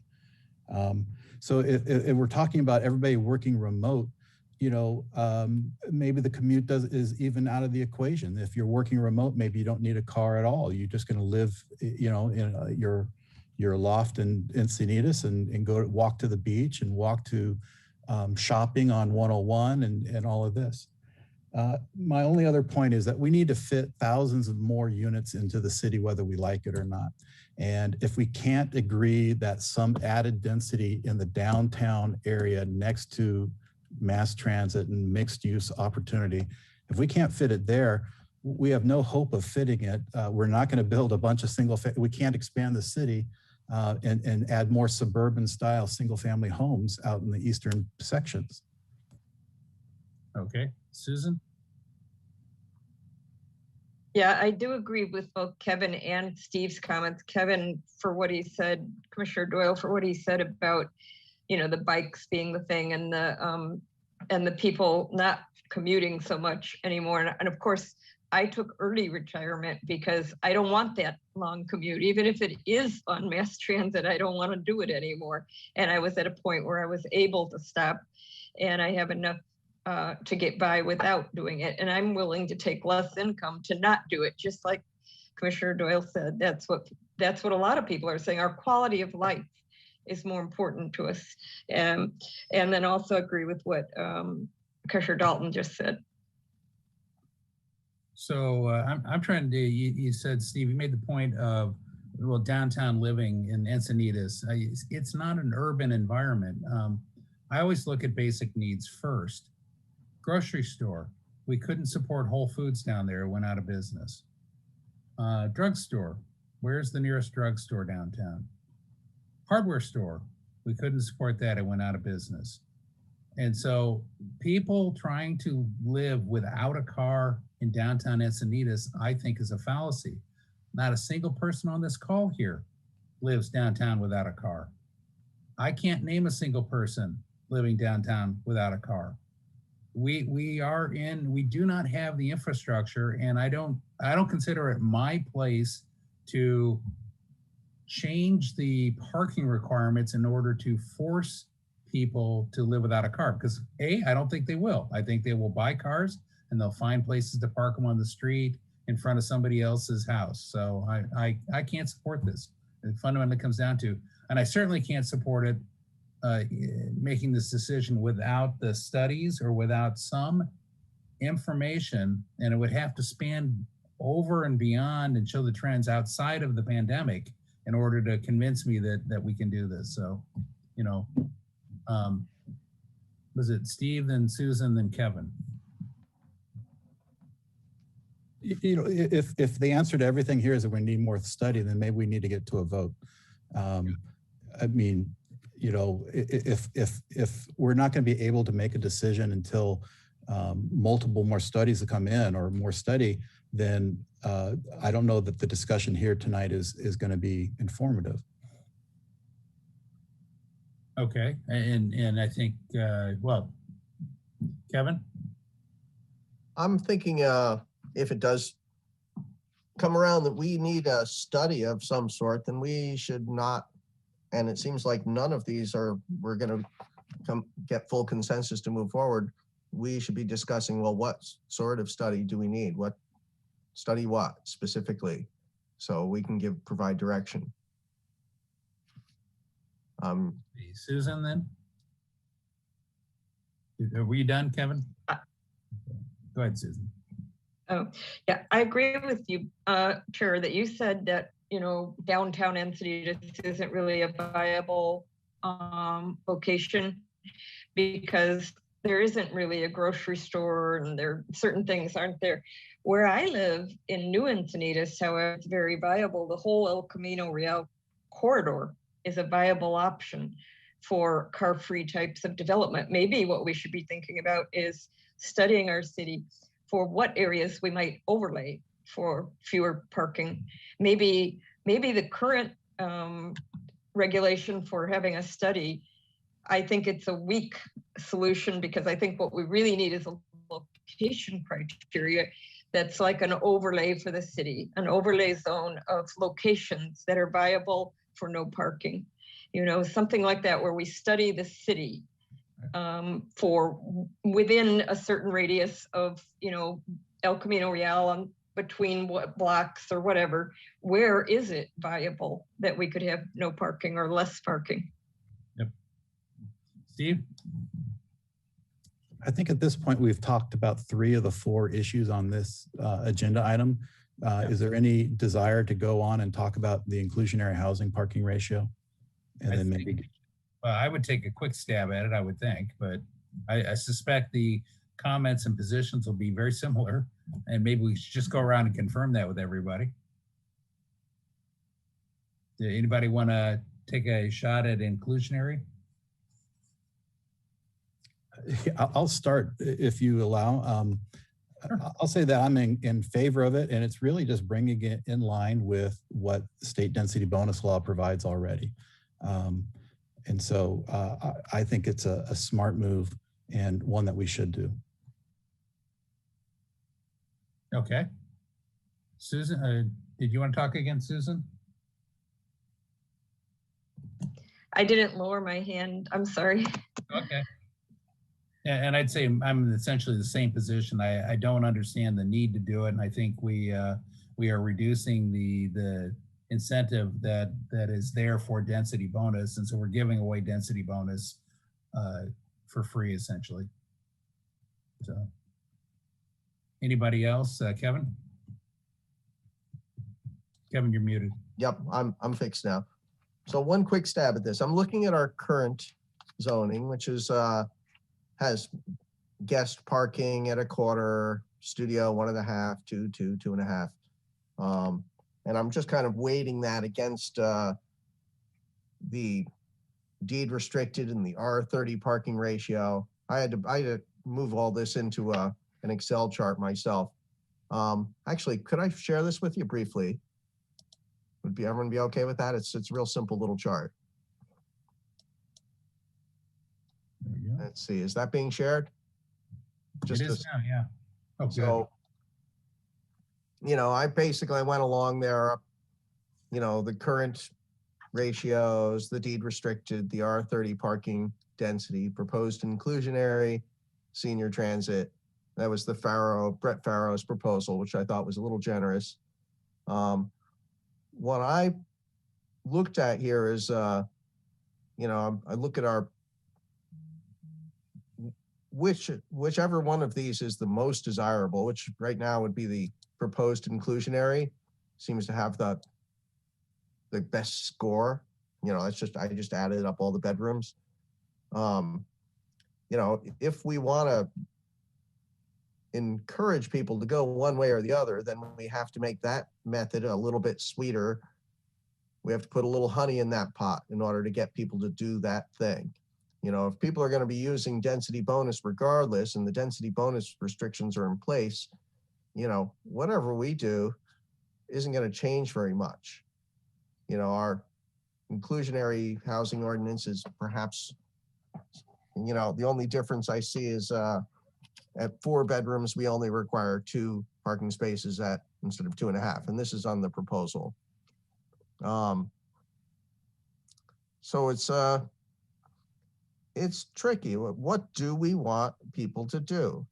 Do we want them to use density bonus? Do we want them to use our inclusionary housing ordinance? I'm going to stop the share. I don't need to. I'm better off seeing your faces than. You know, in terms of the downtown parking, you know, honestly, I think I see densification in downtown in many ways, not just in housing, but in cars. I mean, downtown Encinitas is a desirable place. People want to go there. There's lots of good businesses, good restaurants. People will park wherever they can park, and it will fill in. And if you have a home in that area, I think it's inevitable, regardless of what I do, there will be people parking in front of your house eventually. If they're not doing it now, they will be in another 10, 20 years. The businesses will grow, people will want to come here. We're still going to be just as desirable a town. So the houses all have parking though, or at least they should. They should have their 2 spaces plus whatever. Most of those single family detached will have garages.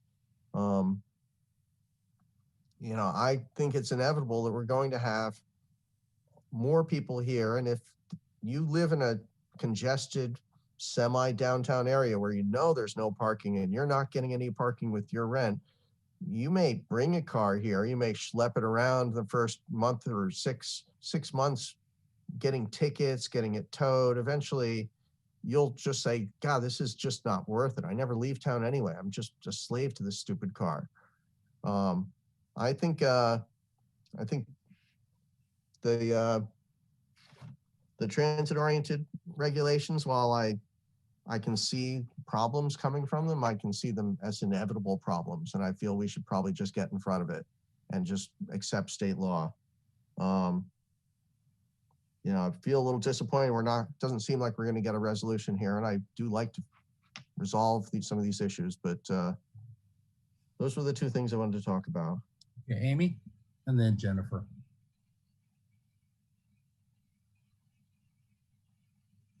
You're still muted. Let Jennifer go first. Okay, Jennifer. I just wanted to provide a clarification. When I saw the table, I was thinking about it. So the inclusionary housing unit parking standards would only apply to the affordable unit that's being created using that inclusionary ordinance, while the density bonus parking ratio can be applied to all units. And so all the other units within a development, if we just were doing the inclusionary requirements, would still meet our other parking standards that we have within the city. So I just wanted to provide that clarification in case other members of the Planning Commission didn't understand that nuance aspect.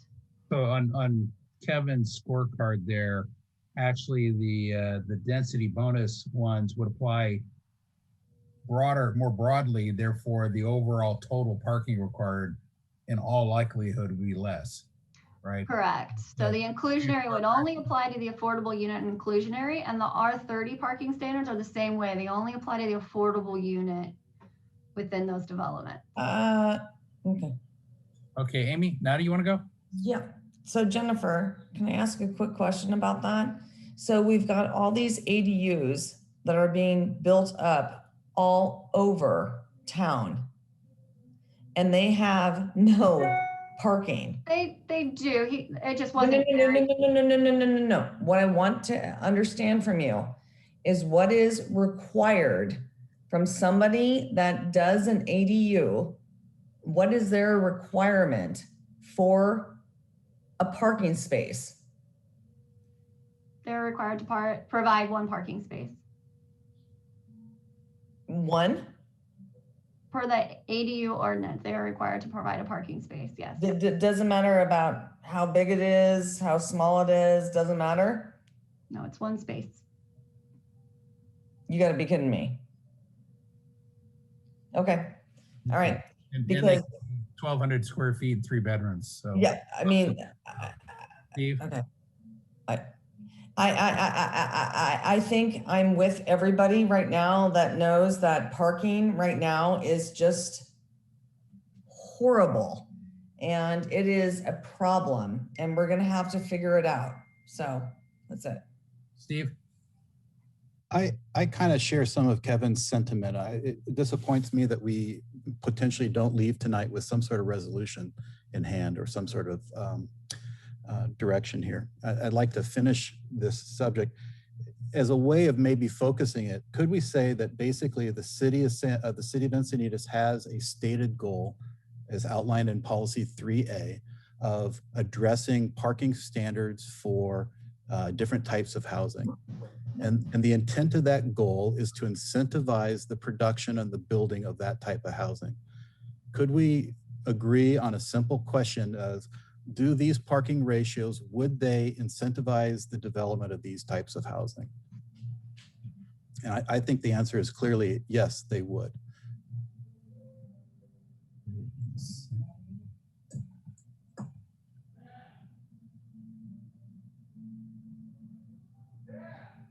Okay, and if I agree it does that mean I support doing it? The answer is no.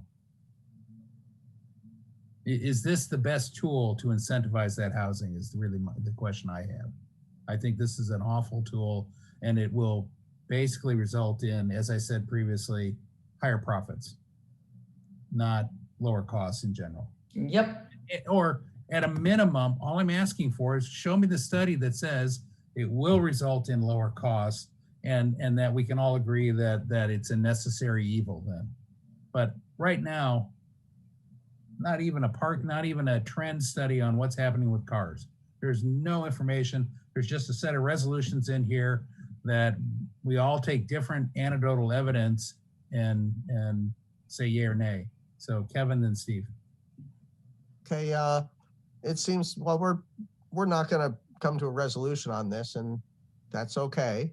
What we do need to figure out then is, well, what additional information do we need? I think, Bruce, you just mentioned, I want to see a study that shows there will be less cost.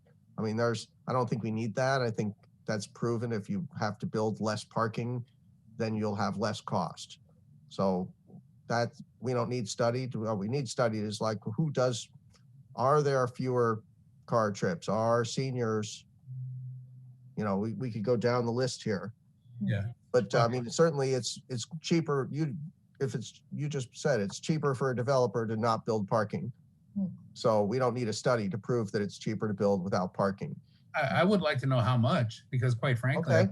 it's inconsequential compared to the cost of the housing that we're just putting we're putting a little ding in the reduction. These are not, this will by no means make a 2-bedroom apartment downtown Encinitas affordable by taking away the parking. What it will do is put that cost, if you will, I shouldn't say cost, that impact will show up in the neighboring areas as we have seen in the past. So, if I had to list out what I'm looking for is, what is a senior and how do we deal with a 55 and up, a 62 and up that could include caregivers, a 70 plus that could include, any one of them can include family members.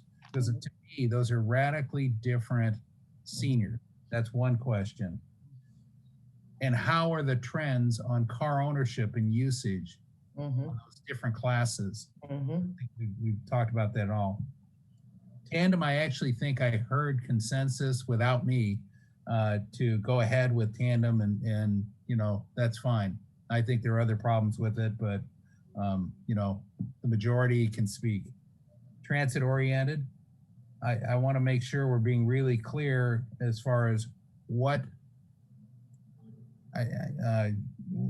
exactly that entails today, and that it's, does it impact smaller projects? You know, like the example of the three unit, 5,000 square foot. Mm-hmm. What was the last? Transit oriented. Inclusionary. And, you know, I don't know. So who had their hand up first? I'm sorry, I was talking. So I was just looking and I see that the American Planning Association has written some articles under the title of People Over Parking. And they evaluate parking requirements. These planner association, of course, is a professional org of planners. And they're looking at a lot of cities. But it depends on what city. Minneapolis, Seattle are not Encinitas, for example. But tinkering with the minimum for parking does make it cheaper in their opinion. So that says to me that eliminating parking does make it cheaper, and the American Planning Association agrees with that.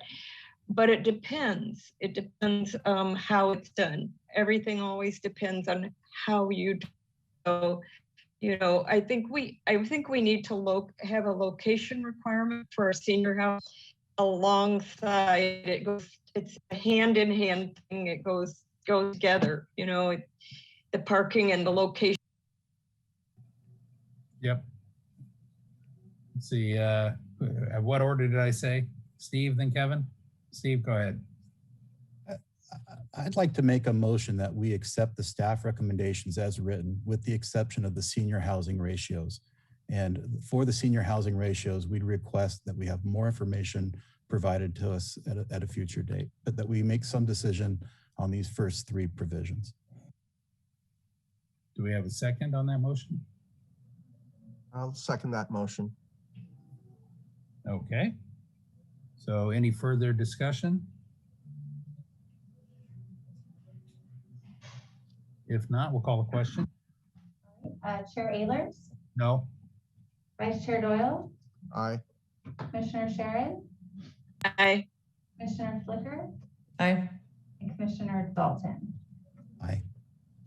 So the vote passes 4-1 with Chair Ehlers as a no. Okay. Now what do we want to do about senior housing? Let's drill down to what we need to know to make that acceptable. Because honestly, I think that one's wildly unrealistic. I think seniors living in a 55+ home, if it was a couple, couples want their own car. It's California. So I see two people living together in a 55+ home will want two cars. And could easily have teenagers living at home with them. Yeah, it needs to, there's not enough to work with. The senior one seems overly generous with everything except for the data. Yep. So let's figure out with what exactly do we want? What data do we want? Yeah. Susan? Would there be any problem with just keeping what we have, that they have to comply with the parking requirements that everybody else has to comply with? And then if they want to have fewer parking, they have to do it to prove it. Put that burden of the study on the developer rather than on us. I would agree. To add a point of clarification, is it was identified in the 5th and 6th cycle housing element program 3A, which does explicitly state that we will provide a parking standard for senior housing. As I previously mentioned in the staff report, is that having a development of any sort provide a site-specific analysis for parking is considered an impediment. So that is going to be the only sticking factor. So it is something that we did outline that we would follow through with our adopted housing element. I mean, it almost appears as though anything's an impediment then if we ask any questions. So let's see, Steve. I may have had my hand up prematurely. I was hoping to just say that we would request more data from staff as how they came to the parking ratios that they did. And we'll leave it to them they've heard this discussion tonight, and let them come back to us with a justification of why they think the one per bedroom ratio is the appropriate ratio. And could you add to that, looking at the different classes of seniors we discussed, and also location, getting location parameters included such that there are local walkable grocery, drug, and or hardware solutions for them? At least I'll call it basic basic housing amenities. Yeah, well, just that it's within not needing a car. The doctor was the other one I left out. So yeah, I think that would be appropriate to ask for what the typical demographic of what the senior population might be, who might be living in those households, and where within the city are these senior projects likely to be located. Okay, I'm not looking for where they're likely to be located personally. Amy, you've got your hand up, so I'm going to let you go. Oh, so I would absolutely, what Steve's saying, I would say 110%. And we need to literally, okay, here's what I've got to say, is we've got to literally do a really good job when we're planning on whether or not these senior communities or whatever communities that we're talking about when we say communities are going to be around transit areas. And to your point, Chair Ehlers, is literally around a drugstore, a grocery store, doctor, anything. And if we're not doing that, then we're not doing a good job planning our community. I don't know, Steve, would you say yes to that? I think we might be conflating two different issues. I think the issue tonight is, in my mind, is a parking reduction an incentive it's not really. Actually, do you think we really are? Because it's like, how do people get from point A to point B, right? And if we are, okay. Yeah, I'll go now, and then Steve, if you have more to say, you can come in. I think my point is that right now we're talking senior housing in particular. Yeah. Right, not transit oriented. Transit oriented we just passed, but senior housing, I view that there are multiple different classes of seniors that we don't have no concept of what kind of cars they need, because we're talking parking. And so that's first and foremost in my mind. I need to understand, will a 55 and up family have different parking needs than a 62 and up with caregivers versus a 70 plus? Okay, now let's make the assumption that the next set of information I need is if they need less parking, if that's the conclusion, does that mean we're assuming that there is a location characteristic such as nearby doctor, grocery, and drug are probably the key ones? And does that put certain locations that we would have senior housing reduced parking standards in order to encourage them in those locations? That's the type of information. Otherwise, I feel like most of this, there was very little content that we're making decisions based on no data. So if somebody wants to do a motion to ask for that information, I would support that. Kevin?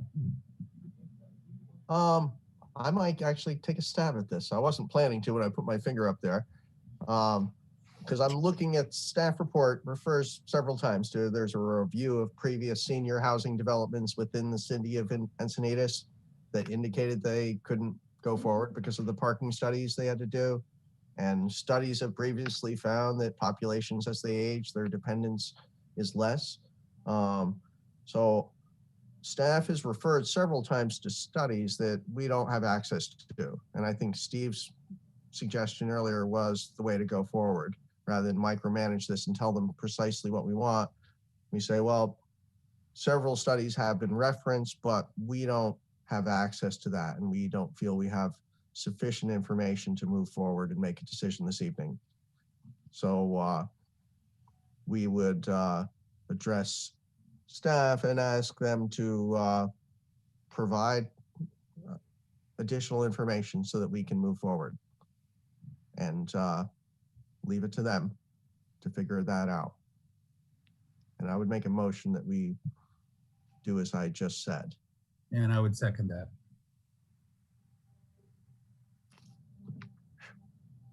Any further discussion? Call the question. Chair Ehlers, Aye. Vice Chair Doyle, Aye. Commissioner Sherrod, Aye. Commissioner Flicker, Aye. and Commissioner Dalton. Aye. All right, the vote passes unanimously. Okay. Chair, if I could make a point. It's 8:01, coming up to one of our traditional break times, where I think most people would prefer a little time away from Zoom. Why don't we say a 10-minute break back at 8:10? We Oh. need to either continue the parking. Oh, okay. Oh, didn't we finish that? I didn't hear a part of that motion. It just, if we're So- continuing to off calendar. You tell us. Oh, yeah. So we got the first three done, and those were adopted. But for the senior housing, we had questions and we need to continue it. So Right, I didn't hear continuing the item. I just Good heard point. study. So I just want to make sure that Oh. we're all on the same page for the So continuing to a date off calendar. and it's really a staff question for how long is needed to gather the information. Yeah, I would suggest off calendar. Okay, so I'll make a motion to continue the senior housing portion of the parking off calendar. Second. Okay. And I see, Jennifer, you have your hand up still. I take it you're okay? And Kevin and Steve, you don't have any further? Okay, call the question. Chair Ehlers, Aye. Vice Chair Doyle, aye. Commissioner Sherrod, Aye. Commissioner Flicker,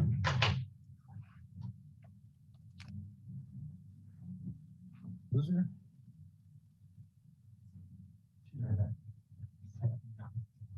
Turn over. Amy, was that a yes? You're Oh, muted. Okay. And then Commissioner Dalton. Aye. Sorry. Okay, so once again, the vote passes unanimously. Okay, if we can be back in 10 minutes. I've got 8:03 right now, so I guess that'd be 8:13. Hey, Bruce. December time for 10 minutes. Go ahead, Steve. I was wondering, before we take the break, could we, how many speakers are, have signed up for the next two items? We have four for item 8B and none for the rest. No other speakers on 8C or D. There's not a whole lot of input tonight, so. It's almost like a normal planning commission meeting instead of these monsters we've been doing the last couple of months. Yeah, really. So, okay, back in 9 minutes. Thank you.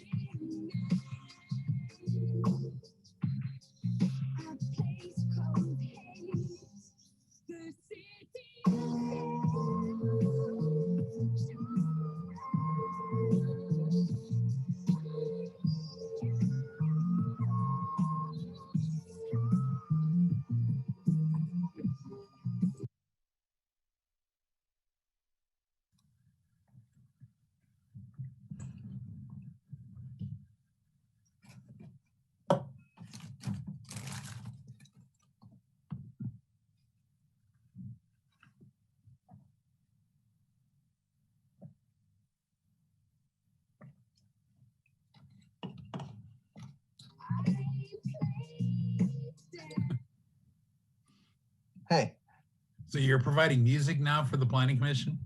I do this during my when I usually start up my board meetings about 5 minutes early, and if I'm not there, it's like people can look at my empty chair and listen to my playlist. That's funny.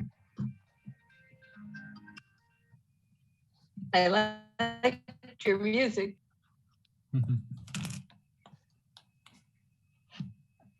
I was reading that Apple, with the new FaceTime release, is putting out a thing where you can have shared listening parties and shared viewing parties. Because the trick to listening to music or watching a movie is you get the whole Pledge Allegiance thing going on, where everyone's going blah, blah, blah, blah, blah, and you can't understand anything. And it's totally a doable tech thing to synchronize those feeds so that everyone on the call sees it at the same time. But I thought someone else would do it first, but it looks like Apple's kind of took that. That's Zoom. pretty cool. Yeah, I did a lot of work last year trying to figure out how the Lucadiade online concert would work, and from the start, I really wanted to. I saw this online where you'd have 5 musicians in different places all playing together, and apparently they couldn't listen to each other. They all had to listen to headphones, and there's a lot of post work where basically all the different streams come in and they're reassembled. Yeah. So all anyone's hearing when they play that way is themselves. Because otherwise, again, you get the Pledge Allegiance thing where we're all it's a TikTok, I think, lays down the tracks sequentially. Okay. Do that there where you lay it down on top. So you're actually listening to the prior group, you lay your tracks on it, and then the next Recording stopped. Whoops. Recording. And then we got Steve. Okay. We just need Roy and Barry. And I think Amy's in the dark there. Is that you, Amy? I see his shadow. Ah, there we go. Looks like we have everybody. So let's go back into session. I heard recording stopped. Recording in progress. Okay, very good. The robot. The next item is item 8B. It's the Market Cafe and Market, and case number multi 004144-2020. And this is a public hearing to consider a minor use permit and a coastal development permit for alcohol sales, ABC type 47, and on-site consumption of proposed cafe market. And the, let's see, the project is located at 774 and 782 North Coast Highway 101. Are there any disclosures? None. We'll move on. We begin with a staff report presented by Associate Planner Jay Dicjosa. Okay. Hold on, please. Sure. Do you see that? Yes. Right. Good evening, Commissioners. Case number 4742 Multi-Market Space. Site location is at 774-782 North Coast Highway. Project site is currently developed or developing under a current building permit for a 2-story mixed-use structure, The Beacons, that was approved in 2017. Of the 4 condominium units, 2 are located on the 2nd floor and 2 are located on the 1st floor, street level along North Coast Highway 101. Market Cafe is located as such. Project site is located at the southwest corner of North Coast 101 and Europa Street, with primary access available from North Coast 101 and Europa Street. All utilities and services are in place. And the application is to allow the sale of beer, wine, and distilled spirits with a Type 47 ABC license for on-site consumption for Market Cafe. Here's the existing conditions. Basically, as you're familiar, commercial properties zoned NCM1 are located to north and south along the west side of North Coast 101. The area west of the project site includes a mix of single-family and multifamily residents in a variety of architectural styles. And the area east of the project site across are the railroad tracks owned and operated by the North County Transit District. Conceptually, the Market Space is a market cafe that originated from Australia. The gourmet market focuses on daily provisions of barista prepared hot and cold drinks, house baked bread, pastries, and all-day menu from the cafe kitchen, daily selection of wine, beer, and craft cocktails. Daily business hours are from 6 a.m. to 10 p.m. on weekdays, closing 11 p.m. on weekends. Key project features: the Type 47 license would authorize on-site consumption of beer, wine, and distilled spirits only within the market. And alcohol sales and consumption is prohibited in the public right-of-way. Off-site retail sales for beer and wine only, consistent with the Type 47. Retail sales of distilled spirits are prohibited. Alcohol sales would be provided between 7 a.m. and 10 p.m. daily, understanding that the business hours are 6 a.m. to 10 p.m. on weekdays and 11 p.m. on weekends. Food service is available at all times, and no live entertainment is proposed. Music is limited to just the background music.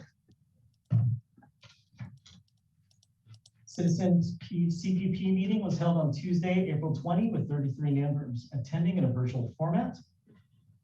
Various comments regarded just in general the operation of the Market Cafe and how alcohol fits and whether the Market Cafe is a permitted land use. And up to minutes before the meeting, many letters of support were also received. There were 12 letters of support received, updating that 8 as of the completion of the presentation. Also today, we distributed a memorandum clarifying the application request.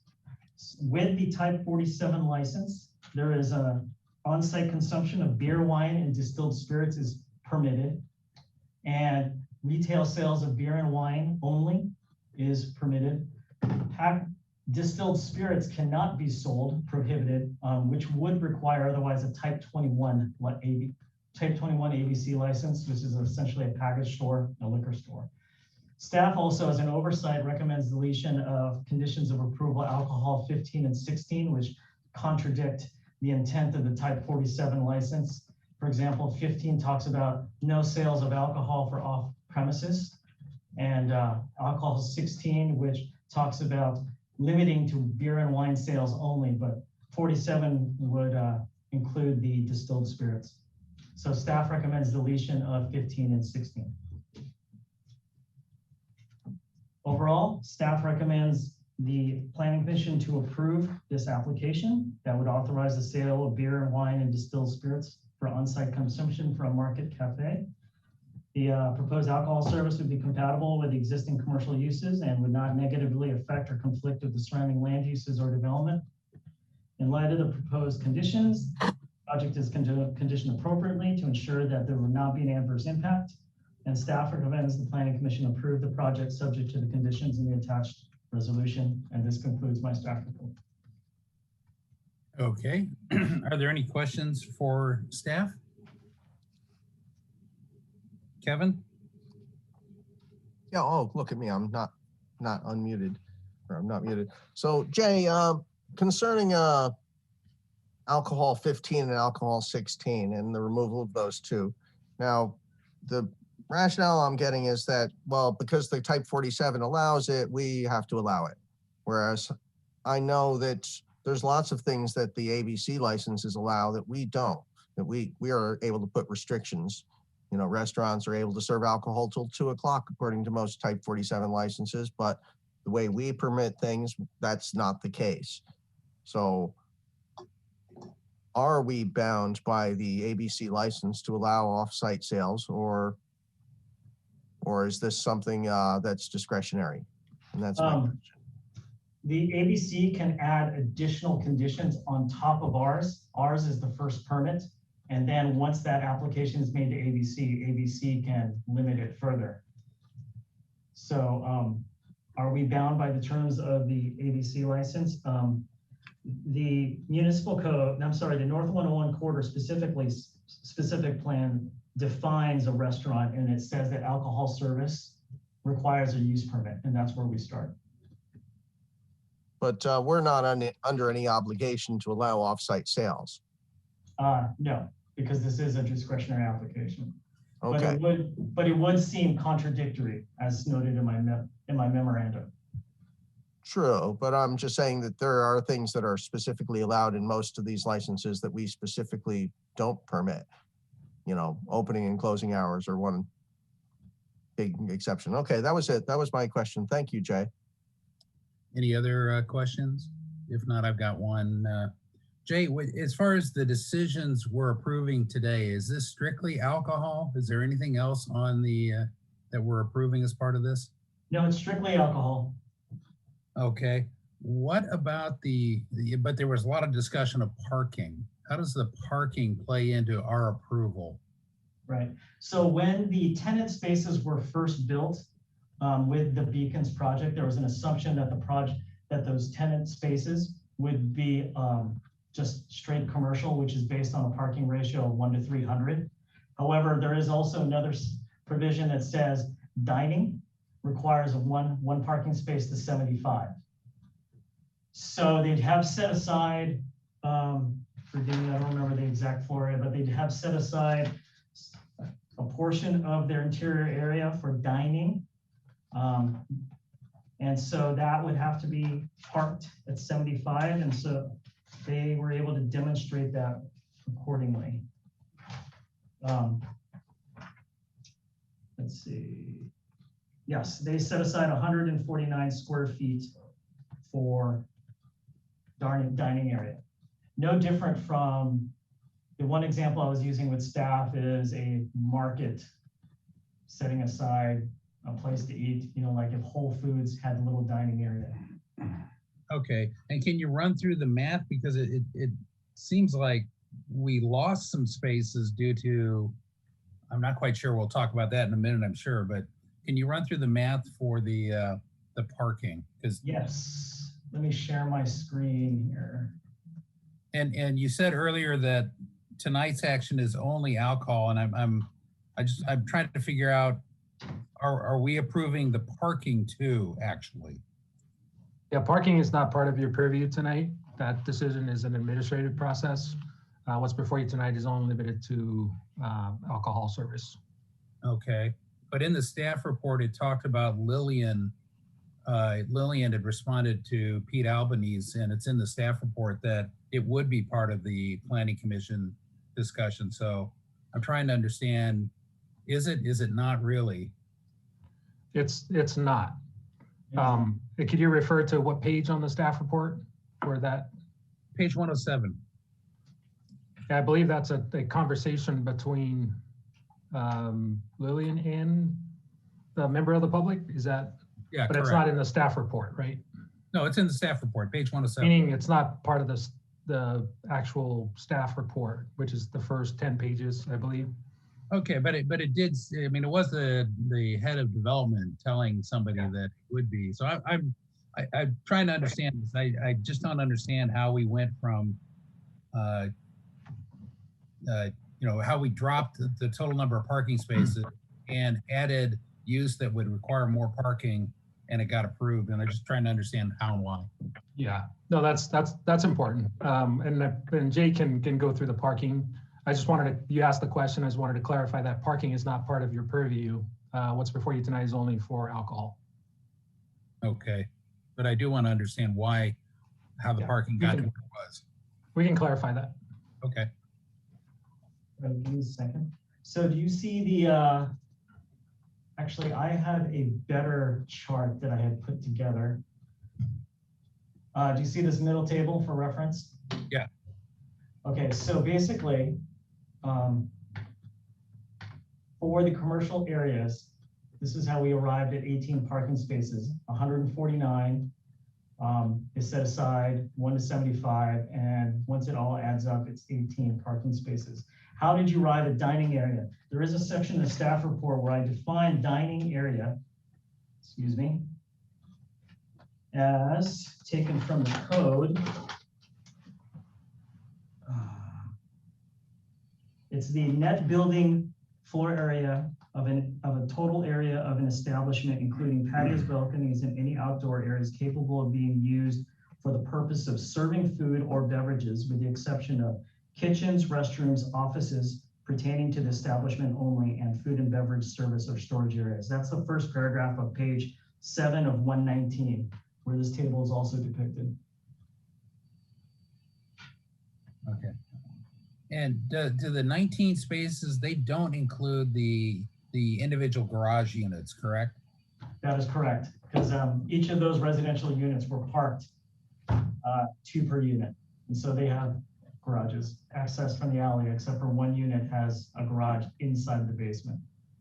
So what changed from the original planning commission approval that had, I forget how many total parking spaces? I want to say 23, was it? No, it was originally 21 parking spaces. So the basement garage had 16 spaces total.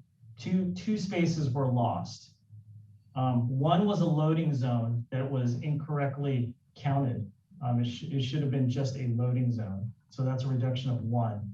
And then in the course of construction of the building, one of the other parking spaces was reserved as an ADA space for unit 3. So that removes it also from the total supply. Okay, but at that time there was an assumption of just commercial. So, and it was not, was it overparked at that time? No, it was parked, as far as I understand, it was parked correctly. Yeah. So what changed? It seems like the parking went down, the usage went up, yet we still are meeting it. Yeah, if I could chime in, the biggest difference is in the North 101 specific plan, for restaurants, you only park the dining area. All other areas, the kitchen, bathrooms, those are not considered dining area as defined in the code. So those areas are not parked where they were parked before as part of the original approval. So that's why the net square footage floor area is reduced. So for restaurants, we only require parking for the dining area and not the kitchen area, storage area for the restaurant. Those areas are not parked. Okay, I understand now. Whereas they were parked before because they were just general commercial. And okay, so for now in the future, we didn't change anything. What we did is, okay, I wish that had been explained in there. It would have made a hell of a lot more sense, because there was a lot of prior discussion at the original planning commission meeting that approved this, that there was a lot of discussion about that if it converts to anything but commercial, we have to add the parking.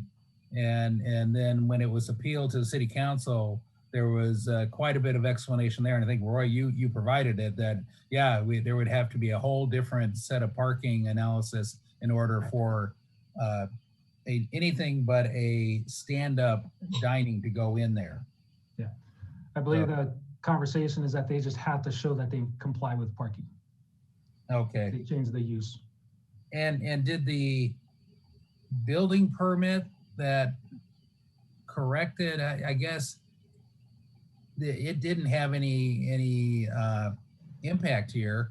You must have been overparked is all I can say, or else the dining, converting commercial to dining and having a very small dining area actually reduced the total parking requirement for the overall building. That's correct. So if this were to go back to commercial in the future, it literally either couldn't or it'd have to come up with new parking, right?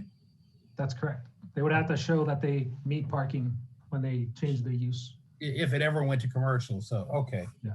I feel much better about that. And thank you. I had a concern about, okay. I've got my question answered now. Thank you.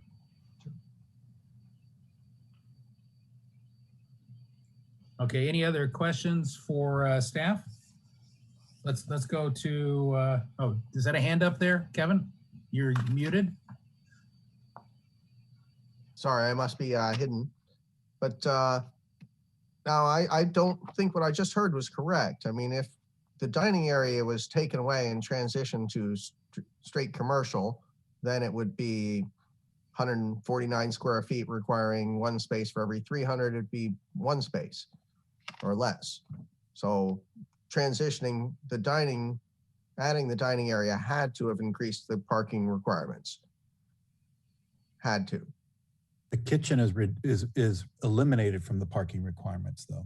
Now, the kitchen, I know. The dining area, my question here is the dining area itself. I'm thinking we just went through this with, was the natural food restaurant just down Nectarine Grove. And there was a lot of discussion on what precisely was dining area. And I think their original plan was that it would be the table. And then it was like the table and maybe a little bit of chairs around it. And it was decided that it was a reasonable dining area. Amy, I'm sorry, if you want to jump in, you can jump in. We're having a conversation. No? I mean, I'm just saying I'm concerned. My preference would be to stick to the hands. Otherwise, we're gonna go all over the place. Okay, yeah, fair enough. But I think what this hinges on is what is the dining area? Is it truly 149 square feet? And the other thing I'd like to know is there something specific in the code that says, well, in the North 101 specific plan, it's just the dining area and not. So two questions, and I'll go mute now. All right, Kevin? Doyle? Yeah, it is just the dining area. It's basically, as I pointed out at the top, the first paragraph of page 7 of 119, I spell out what is that area specifically. Net building floor area, with the exception of, let me fast forward here, any area where food and beverage service can be provided, summarizing. And so they have identified that 149-foot area. Let me put that, share it again.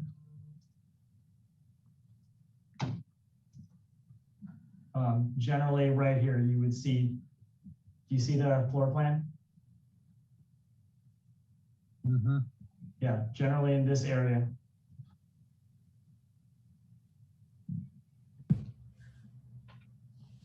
Kevin, you're muted. Kevin, can you hear us? You're muted. I look at the presentation, my Zoom window is hidden and I don't see the mute. There was talk of a large tasting table, which would, kind of thing where groups would meet and is that part of the dining area? Tasting table is generally in here. I don't see them calling it out, but this is where the cafe bar is for the drinks. This is where those would be provided. But in the rendering of the rendering view, they showed a table. They show stools at the window, and you can see the window seat. They should say the window table up against the wall there. And then a few feet away from that is a long, thin table with maybe 10 stools around it. And my guess is that's in the dining area, according to what I saw. Right. Now be advised, that's also, the handout you saw was also conceptual. These are pictures also taken from their establishments in Australia also, to give a feel of what they're trying to achieve. Okay. Fair enough. I feel my questions are answered. We're still in the question. We're in the clarification, clarification from staff. Okay. I've got all the clarifications I need for now. Okay.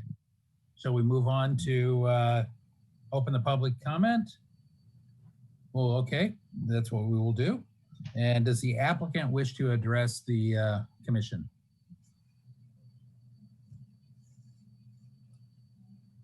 Hi, this is Matt. No, I'm just here to answer any questions should they arise. Okay, thank you, Matt. I think your label says Edward, but yeah, I didn't get a chance to rename. Okay, well we'll know you're Matt. So, yeah. Okay, Dina, do we have public comment? Yes, we do. We have 4 speakers, and first up is Dan Jowdy. Following Dan will be Matthew Power. Dan's not there. Okay, Dan is not there. So Matthew Power. Well, that's me. So I just registered because I wasn't sure whether I was participating with you guys or as a speaker. So Matt, just so you know, as applicant, you have not only an opening that you have an opportunity, but you will actually, after a public speaks, you'll be able to rebut or respond or clarify anything. So you'll have 2 opportunities. And then quite often, if we have further questions, we'll either keep the public meeting open or open it up again and bring you back. So. Okay. I'll wait for that. Our goal is to get to the facts, whatever the facts are. So, okay. So I guess next speaker, Dina? Is Annika Walden. Good evening, Planning Commissioners. Can everyone hear me? Yes, we can. Hi. So I am speaking tonight to express support for the proposed market space project located at 774 and 782 North Coast Highway 101. Having a space that can be utilized by the entire community is something that our downtown district needs and supports. The neighborhood would benefit tremendously from an upscale market, and the community as a whole will embrace this concept. Let's open up the doors to creative business owners like Matt and Market Space. I'd also like to express that I hope Market Space will have the option to serve beer and wine on site with a meal while visiting the store. As a resident and someone that works in the downtown area, it would be awesome to have a place that we could walk over and enjoy a little happy hour or after work cocktail. The local need for market space in Acadia, I see a local need for market space in Acadia, and I hope to see this project come to fruition.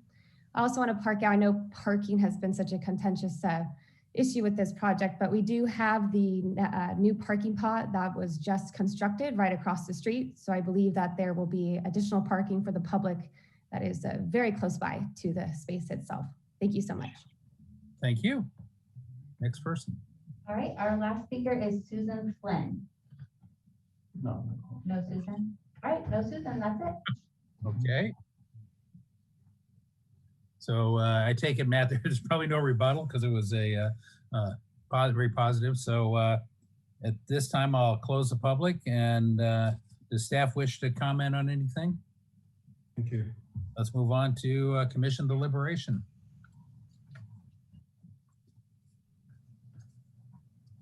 If nobody else, go ahead, Steve.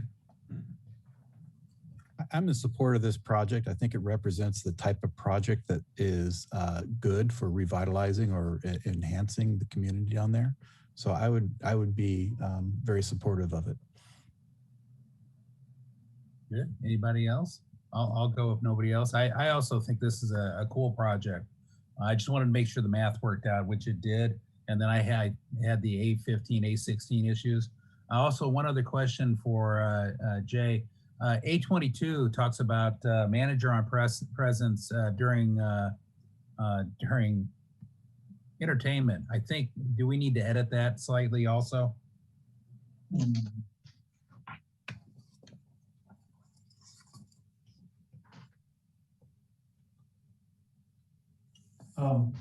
Yes. Yeah. Yes, there is no entertainment, no live entertainment. Okay. So if whatever motion we might make, if we just, Jay, if you could make it fit the current situation. Do we have to have a manager on site to accept complaints for a cafe type 47? I would say we should. It would be good protocol, good practice. Yeah. So maybe all we do is strike the entertainment comment and make it more general. So Susan, then Kevin.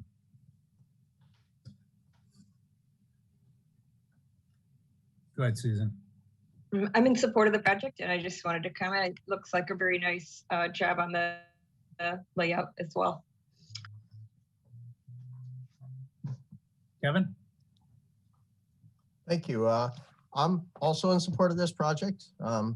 Sorry if I freaked out the owner a little bit because I really did want to dive into the parking. I know that when this project was built, there was a lot of talk about whether this would ever be a restaurant. And I, at that time, had been assured it never would be. And the parking is real close. But as one of our speakers, Annika Walden, pointed out, there is a brand new parking pod right across the street. So I do feel this is I think it's going to be a wonderful addition to the community. This is the kind of business we want to attract here. And I'm happy they're here. Okay. Any other comments? Otherwise, I think I'll entertain a motion. Or if you want me, I'll make the motion. Steve, go ahead. I move that we adopt the resolution as written by staff and approve the project. Would you take a friendly amendment to correct A22 as discussed? Yes. Okay. And that would mean manager on site at all times, not just during entertainment. Roy? If I could also, I believe staff had some additional recommendations during the presentation. If those could be incorporated into the motion. Steve, if that's okay, Steve. Yeah, I assume that the edits that were sent out prior to the meeting would supersede anything that was in the staff report. So well, why don't we explicitly add the memo to your? I think someone's settings are allowing something. I lost you there. You broke up, Susan. Someone's settings are allowing something. I keep hearing some background. I would amend my motion to include the staff recommended deletions from the staff report. Okay. And Roy, did that cover the recommendations? Yes, thank you. Okay, great. So I'll second that too. So we have a motion and a second. Any other discussion? Call the question. Chair Ehlers? Aye. Vice Chair Doyle? Aye. Commissioner Sharon? Aye. Okay. Commissioner Flicker? Aye. And Commissioner Dalton? Aye. The vote passes unanimously. Good. Thank you, commissioners. Thank you. We look forward to it. It looks very Leucadia. We love it. Yeah, thanks very much. Okay, moving on. It better look very Leucadia. We expect nothing less. It will. Mm-hmm. So the next item is item 8C, as in Charlie, beachside bar and grill renovation. And hang on. This is case number multi 003901-2020, and it's a public hearing to consider a minor use permit modification, administrative design review permit, boundary adjustment, and coastal development permit for a facade for facade improvements and floor plan modifications of an existing type 41 ABC license, and consolidation of two underlying legal lots into one lot, site improvements, and a temporary construction trailer. The project is located at 806, 816, 818, and 820 South Coast Highway 101 in Old Encinitas. Are there any disclosures? Let's see, we will begin with a staff report presented by, again, Associate Planner Jay DiCioso. Chair Ehlers, just a small correction. They have a type 47 license, just like, yeah, not a problem. I just copied it from the notification, so from the agenda. All right, Beachside Bar and Grill renovation. Good evening, commissioners. Site location is the intersection of West G Street and South Coast Highway 101 in downtown Encinitas. It is currently developed, the project site is currently developed with commercial uses distributed in 3 tenant suites. You all recognize as Beachside Bar and Grill, the Encinitas 101 Main Street Association and First Street Gallery, as described in the agenda report in more detail. The project site has direct access from South Coast Highway 101 and the rear 20-foot wide alley that connects West G and West H Street behind. Project site is an established commercial district area in the downtown area with a variety of commercial uses.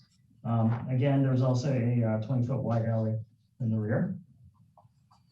Specifically, you got a car wash to the north, the lumber yard to the east, and Ferguson's garage on the other side of the alley. Tonight's discretionary actions is a request to modify the existing use permit approved in 2010 that authorized the type 47 of beer, wine, and distilled spirits. Tonight's application is that there would be no changes to the alcohol service or hours of operation from prior approvals, but only the Planning Commission is asked to consider the proposed change in the existing floor plan to match the alcohol service area and maintain the license for the sale and service of beer, wine, and spirits. The design review is to authorize a facade change for the existing multi-tenant commercial building.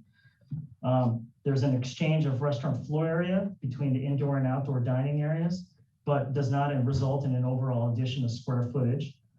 The interior renovations are also exempt from design review.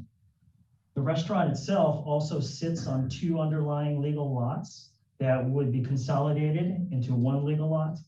And the final permit is a coastal development permit to demonstrate compliance with the city's local coastal program and to authorize the use of a temporary construction trailer. The design review, as you know, authorizes a facade change. New exterior finishes and colors for the building include charcoal slate tile, brown barnwood siding, dark brown barnwood siding, gray concrete stucco finish, and a white board and bath vertical siding.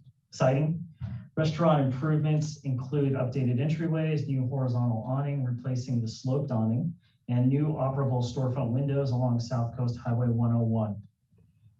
The Downtown Encinitas Main Street Association, the old name, and the art gallery include a corrugated metal awning with rust finish, replacing the sloped awning. In the rear patio, there's going to be a new retractable awning with a new 6-foot tall wall that encloses the dining and a 12-foot tall architectural feature that frames the outdoor dining area. Dining area also includes booth seating, free tables, and fire pits.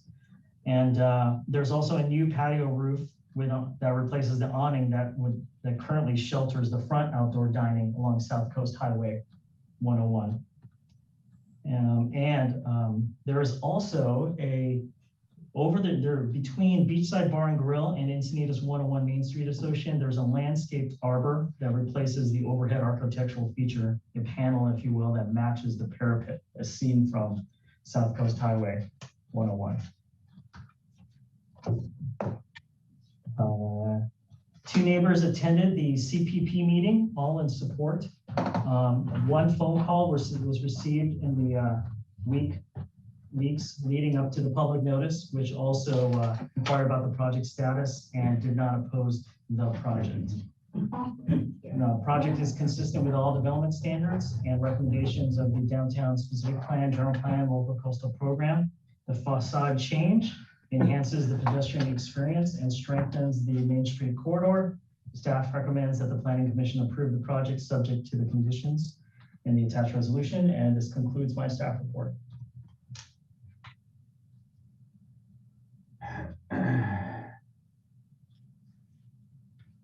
Questions for staff for clarification? Question, I've got one if nobody else does. A16, I think it limits it to beer and wine, no liquor. Is that, this is only beer and wine at type, no, you said type 47.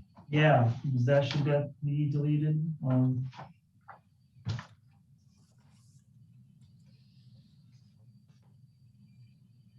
Says the A16. Oh, yeah, A16 should also be deleted because they do have a 47 for distilled spirits also. Okay, and while we're at it, A3 and A4 weren't there. Where do we, and I know the hours are already pre-existing, but since we're cleaning up our old use permits and whatnot, shouldn't we have A3 and A4 with the current hours listed for the patio and for indoor? That can be added. Yeah. Are you talking about, I'm sorry, Commissioner Ehlers, are you talking about under the standard conditions, A03? And is that what you're? Yeah, what page on the report? Page 37. Okay. I gotta make sure I get to the, yeah.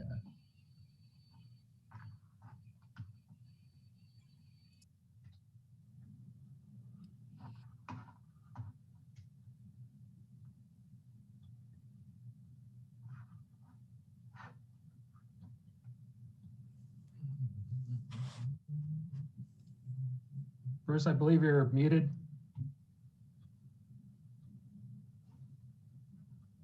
Jeez. I think I hit my space bar and muted myself. Sorry about that. Yeah, so I would recommend we add A3 and A4 alcohol. I call them alcohol 3 and alcohol 4, which are the standard. A3 is the indoor sales hours of operation, and then A4 is the outdoor sales hours of operation. Good call, Bruce. With hours as previously approved.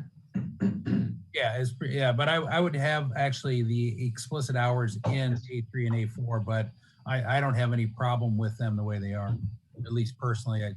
Kevin, you have your hand up? Yes, I did actually. Since we're in clarification mode, I'm looking at this building, and I know a lot of people consider it iconic, and I'm wondering how old it is. Do we know? I had the same question. It was,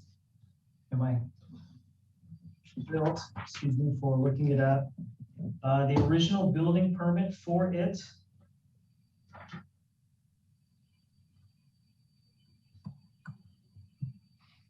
oh, here it is. It's on the top of page 5. 19 as old.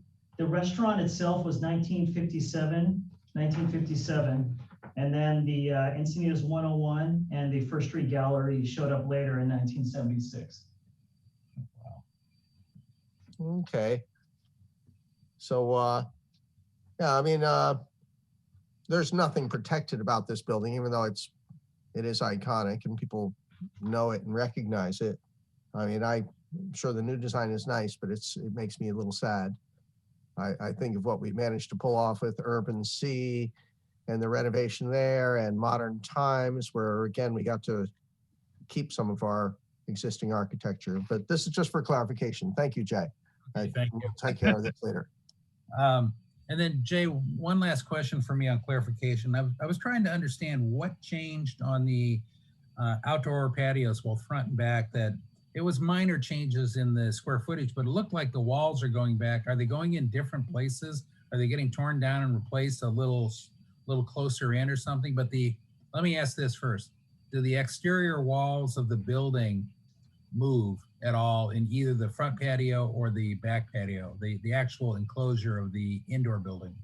Right. Do you see the floor plan that I've got depicted? Right. Yes. So this area right here in the top left, that was the one, that's a small area that got squared off. There's diagonal doors there. Okay. Then there's an exchange of floor area here from between the outdoor patio and the indoor patio, so it is now a hallway. Oh, so the wall is moving then? The wall is moving, but Okay. Yes. Okay, so, and what about in the front patio? Did the side wall move a little bit and that changed the square footage accordingly? Only for, that's outdoor dining area. That's all on site. Currently, I believe it's just railing out there right now. If you can see it. Yeah. Sorry. I'm just Well, trying you to can't see it in that photo. It's just, there is like a metal wrought iron railing. And so why did the square footage of the front patio go down? Let's see. There must have been a change. If I could defer to the Okay. applicant. Yeah. Yeah. I just want to make sure everything makes sense. You know, it's a small number, so Matt, if you're there and you want to respond to it, you can. Otherwise, in my mind, it doesn't make a difference. So I just was trying to understand, did I miss something in floor plan moving? But you explained the back one. That was the bigger one. I feel okay about it now. Any other clarification? If not, we will move to public comment. Yeah, I'm sorry, I said wrong applicant. So does the applicant wish to address the commission? Sorry, too many alcohol projects on one night, you know, and it's hard. And I haven't had my drink. I So thought I I lost my project in that for a second. Yeah.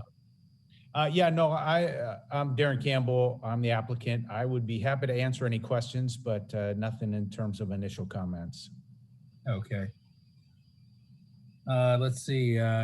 Can you answer the question about the front patio or maybe your architect? Yeah, but the architect I believe is on, but to my understanding, I don't think we've changed anything in that front patio, so I'm not quite sure. Alex, are you on? Yeah, he is. Muted. Alex? Can you guys hear me? Oh, there you are. Hi guys, I'm Alex. Thank you so much for your time. Commissioner, that was a great question. What we actually showed is the current condition. The patio is actually outside of the property line. So what we did in this exhibit is we showed what it is now, the way it's been operating forever. And we're actually showing that we're making it smaller to bring it within our property. And that's where the square footage reduction is in the front patio. Perfect. That explained why you're demolishing that wall. Thank you. Yeah. Okay, yeah. Perfect. Let's see, do we have, Dina, do we have any public comments? No, we do not. No public comments. So let's move on to commission deliberation. Anybody want to go?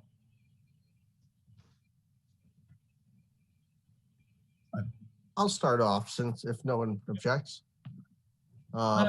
Tell you what, they got their hands up first. So Amy, then Steve, then Kevin. Sorry, Kevin. Let's roll. Yeah. Okay. So that's a thumbs up. Steve? I'm in support of this project as well. Okay. Kevin? You're there. I'm also in support of this project. I know I brought up the somewhat iconic roof treatment, but really I know it's just a faux wall protecting roof equipment. So it's sign of the times. It's a beautiful project. It's a beautiful location, and I'm going to support this project as well. Let's see if Susan, if you don't have anything, I said I'll support. You did scare me with the CPP with the whatever those wave walls were on the whatever rendering that was. I mean, well, that wasn't ours, by the way, so I'm not. Oh, good. I'm not sure where those came from. Thank you. I thought you just put that in there to scare us. And I think that was from an architect that had joined us on the community outreach meeting, and that was his suggestion for us to consider. Okay, cool. We did consider that for a split second, and then felt we would continue with our design. Okay, if nobody has any comments on the commission, I'll entertain a motion. Susan, I assume you're supportive. Yeah, you can close it out. I'll make a motion. Go ahead. I'll make a motion that we approve this project as per staff recommendation. And can we, with the addition of the conditions alcohol 3 and alcohol 4, which further define the hours. And I'd like them to list the current hours so that future commissioners don't need to dig back to a prior decision to find out just what the heck we should have had in this report. And Did I delete miss anything? A16 also. Friendly amendment. Delete A16. Oh, yes. And delete A16, which is obviously was added in error. Yeah. I second that motion. Okay, Steve second. So we got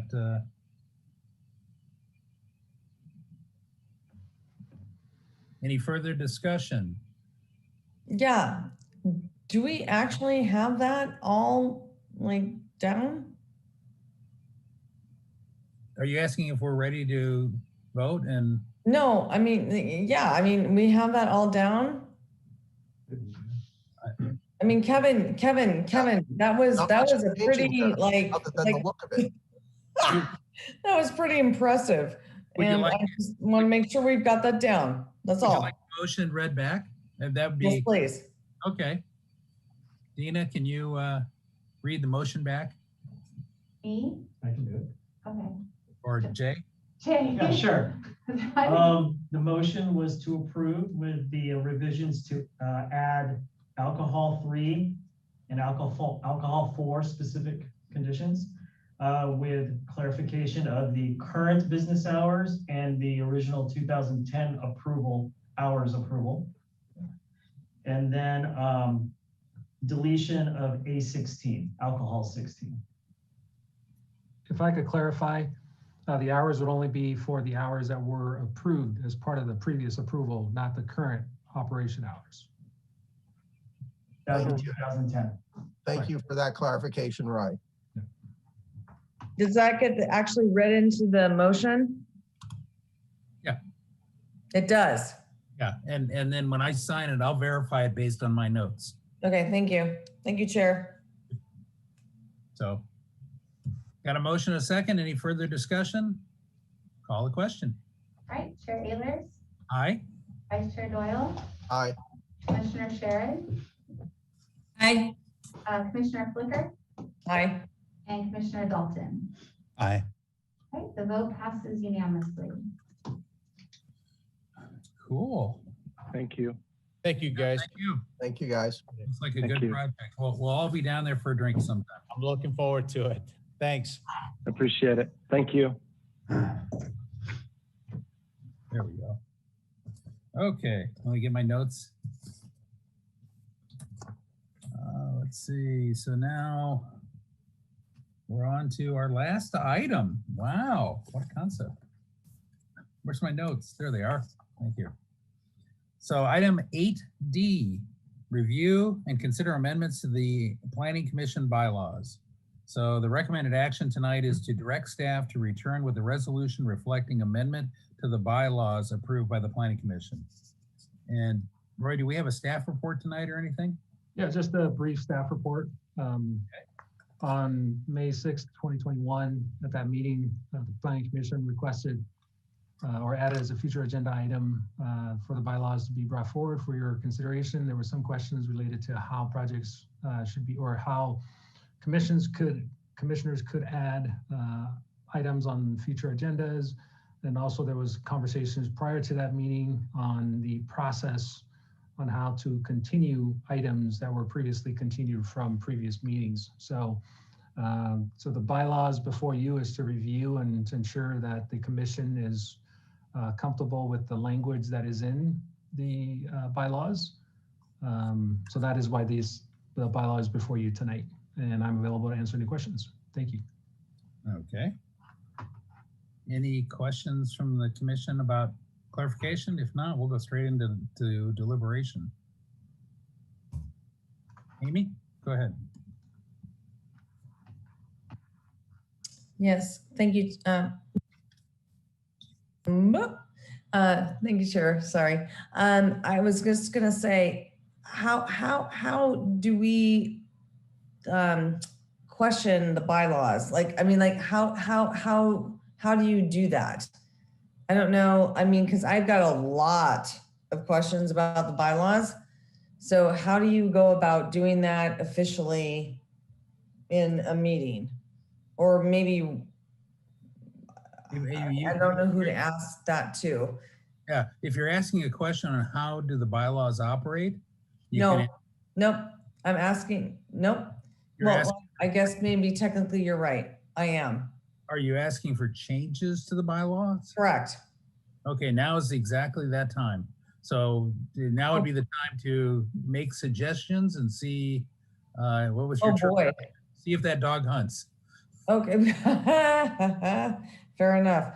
Fair enough point. Okay, so how do you ask for maybe because I didn't know how to ask that question. So maybe how do I know how to ask for a little extension on that? Okay, well, that's not unreasonable. In fact, I think all we're doing tonight is giving staff direction.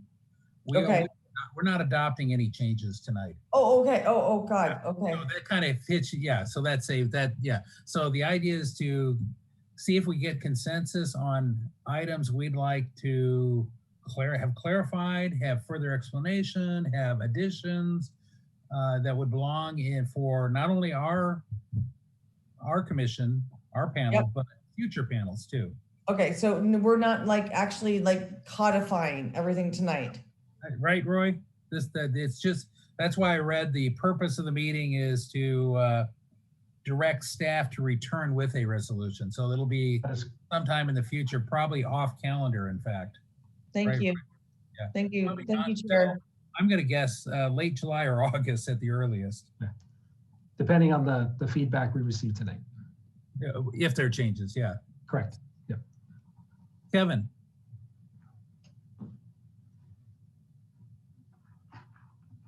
Unmute. Okay. Thank you. I was gonna propose that we jump right up to page 5 and start looking at this section by section. And we don't need to go line by line because that's a little bit, but we can scan it. It's like, I don't think we need to discuss much detail about our authority and the title of our group and the organization.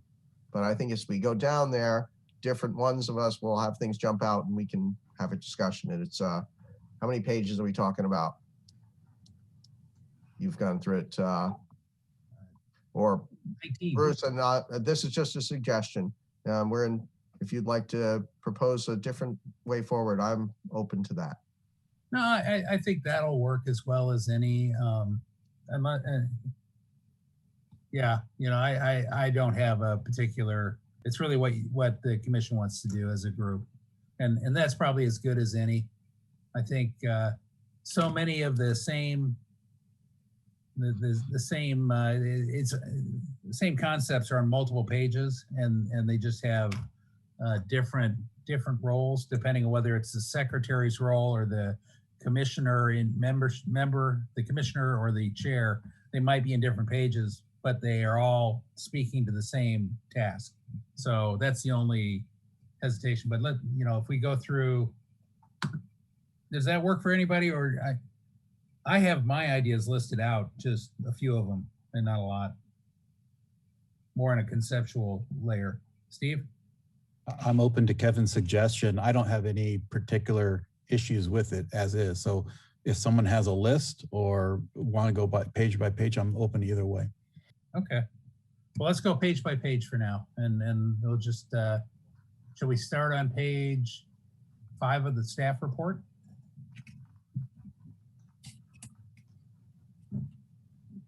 And to be fair, I have no issues with this. I feel this is, it tells us what our quorum is, which I think is very important for everyone to know. This is something we'll refer to if ever the chair and the vice chair are not here. I would consider this page non-controversial and want to look at page 6. Okay, moving on to 6. Duties of members. I think, is it okay if I jump in like this? Absolutely. So, you know, I think the first couple of A, B, and C are all pretty self-explanatory. Item D, be discreet, discussing pending matters outside of our meetings. That's something we should be mindful of.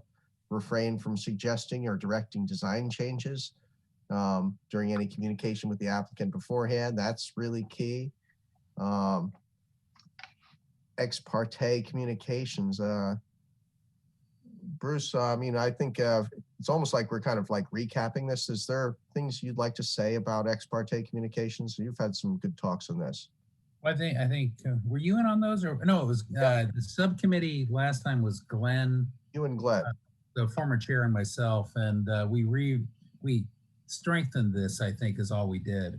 We just want to be very careful with. You're not forbidden from having ex parte communication. It's discouraged, but if you do have it, we all want to make sure we disclose it. And I don't know how I would rewrite it again. So for clarification, for anyone who wasn't aware of the last version, it used to frown very much on ex parte communications. And after a lot of discussion, it was, we're also residents of this town. And so if an owner of a business or somebody wants to, pigeonhole us at a coffee bar and ask us questions, we as citizens should be allowed to do that. Now, we have to be cautious that we don't end up with a serial meeting, which could turn into a Brown Act violation. But, I think we can meet with anyone we want as long as we disclose it properly at the start of each meeting. And Amy, I see you're shaking your head. Do you disagree? Again, I always want to make sure that I'm being heard. I think we need to be super duper careful on that one. Mm-hmm. So I don't know if we can tighten that up at all. And if we can, I would be completely on board with that. You're right. We're, participants of this community, and we're at coffee shops and pizza parlors and whatever together. But boy, it's a tricky one. Yeah, we have to be careful. It's a tricky one. You're absolutely, that's a great way to say it, Kevin. That is such a great way to say it. And I almost want to almost say that in order to almost shield whoever is the commissioner from it, is to shield them from it. It's just can't talk about it. Yeah, and that's certainly a choice that every commissioner can make. They can choose just not to do any ex parte communication, and that is fine. And this protects you there. But on the other hand, there may be certain cases where you might want to get some, but disclose it always.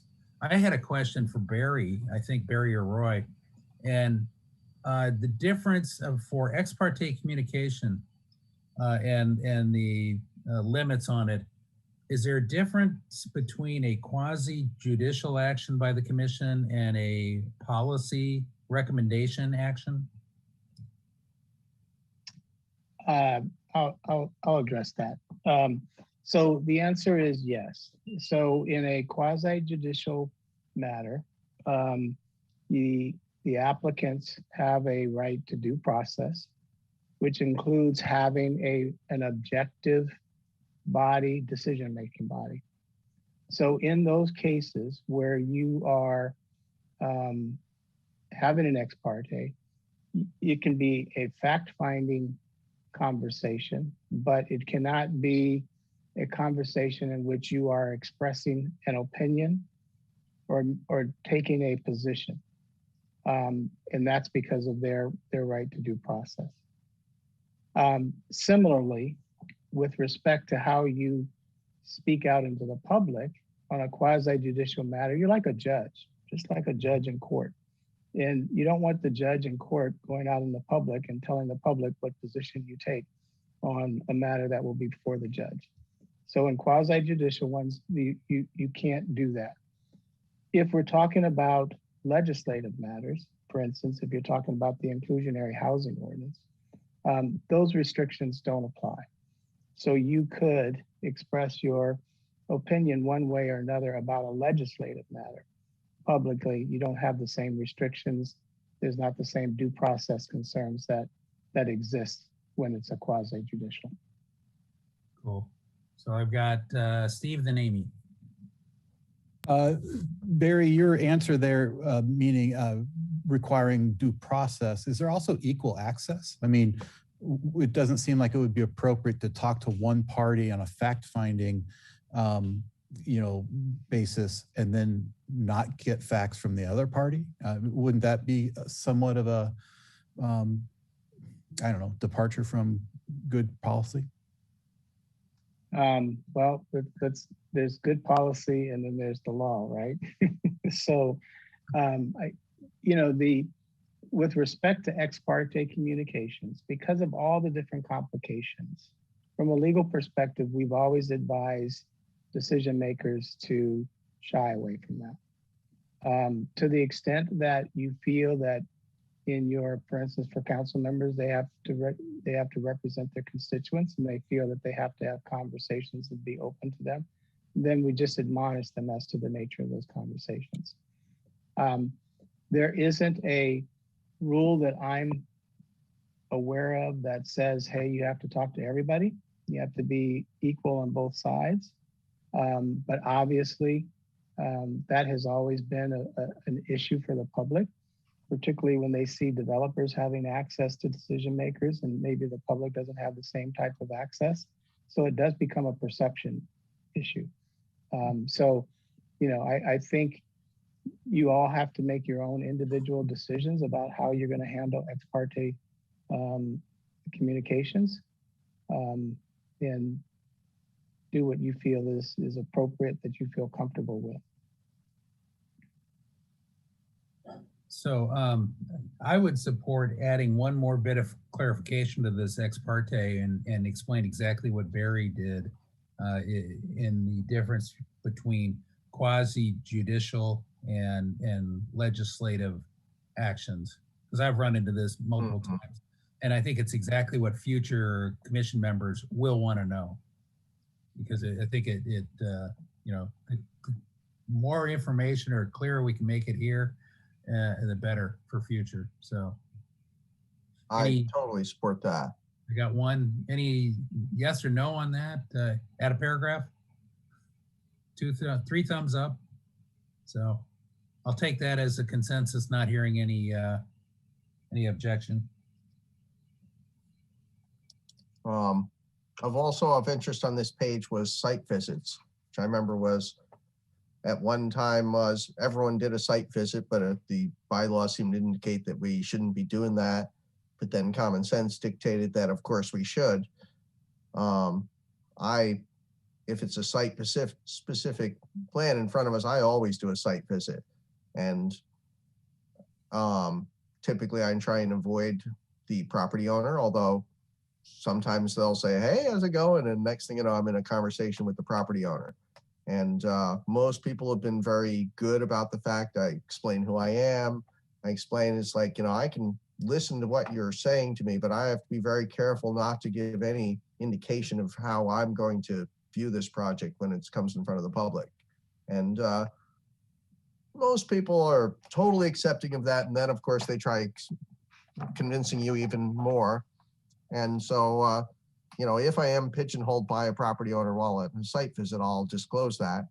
Good. And, I think the key is, remember our ethics training that we just took probably a few months ago, all of us.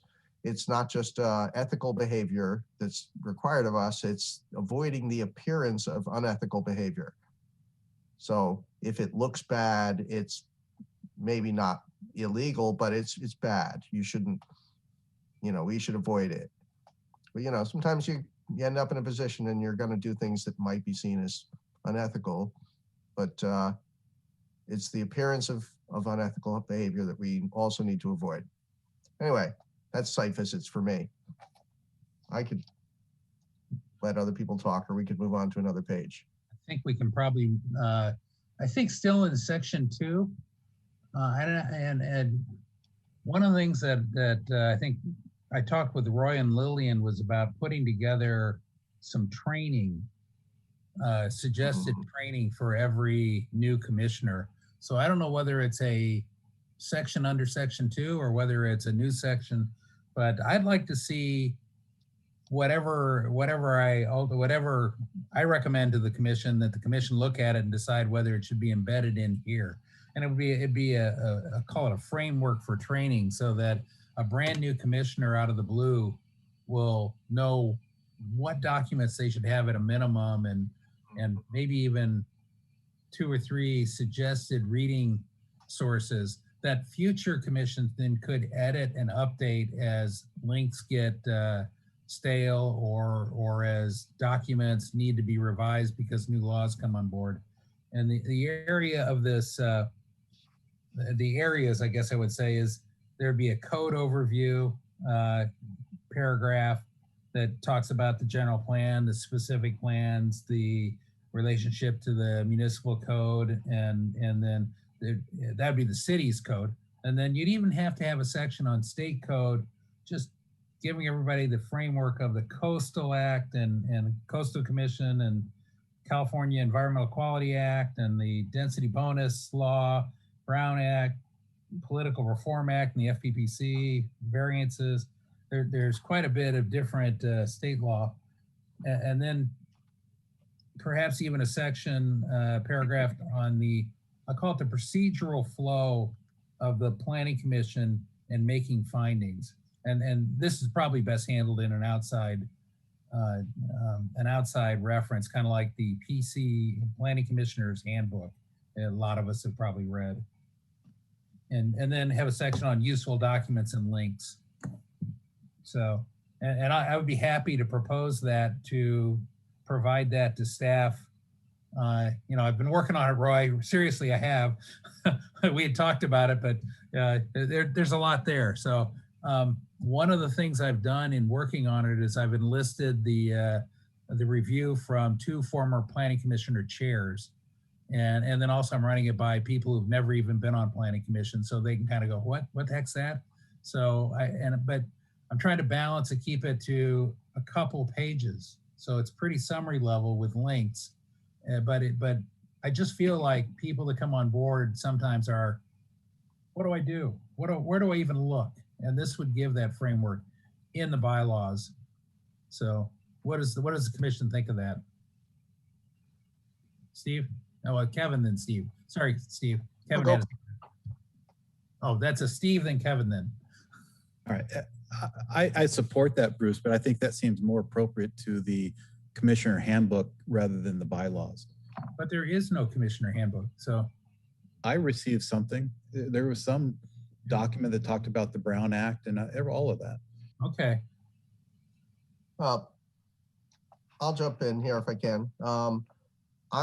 I think, again, I was thinking we need a reference to a third-party document. We need, I would propose if we were to put this at a fixed address at encinitasca.gov, we could, in the bylaws, call out here, essential training materials will be here at this address. And I would like to go further and make this part of the onboarding process for our planning commissioners, but I'd also like to share this with the public. I don't know how many people who've hit me up and say, how the hell did you know about that ordinance? And it's like, well, you just have to, you know, go to your library of stuff and find links that are all from different places. It's, if we're going to compile this all, this is something for the public as well. I think I agree. That's really more what I was thinking. In fact, yeah, I completely agree. It should be ultimately available on the city website under planning commissioner, and maybe the bylaws just point to the website. But if I look at a way of moving forward from here, I'd say let's direct staff to add a little thing saying, and see the third party, or see this additional document for our onboarding procedure. And then we hammer that out. And Bruce, if you need help on that, I'll pitch in. Okay. I don't know, did we ever put a subcommittee on that? I don't know that we did. I would remember being on a subcommittee. Yeah, I don't think we did. I think this was a offline conversation between Lillian, Roy, and myself. And you know, the other thing I would want to see on there, as I've said, I think I said it last time, is the prior interpretations by the planning. So, yeah, if we put this all together, it's like, it's gold. You know, I think of both Amy and Susan started here cold with very little training because we were all immediately kicked out of council chambers and we weren't able to really talk easily anymore. Really? So this is going to be gold. This is going to be gold for us, for future commissioners. And it should be useful for me. I periodically sit there and say, wait a minute, where are the minutes again? I've got them bookmarked, but let's nail it all down. Oh, Susan, you're in stereo. So can we form, what do we have to do to form a subcommittee? I think just appoint me and Kevin to a subcommittee, correct? And don't even need a resolution at this point. Anybody, well, we can't have anybody else on the subcommittee, but it will all come back, whatever recommendation comes back to this planning commission. And I would recommend it come back as part of the bylaws review. Okay, anything else on that page?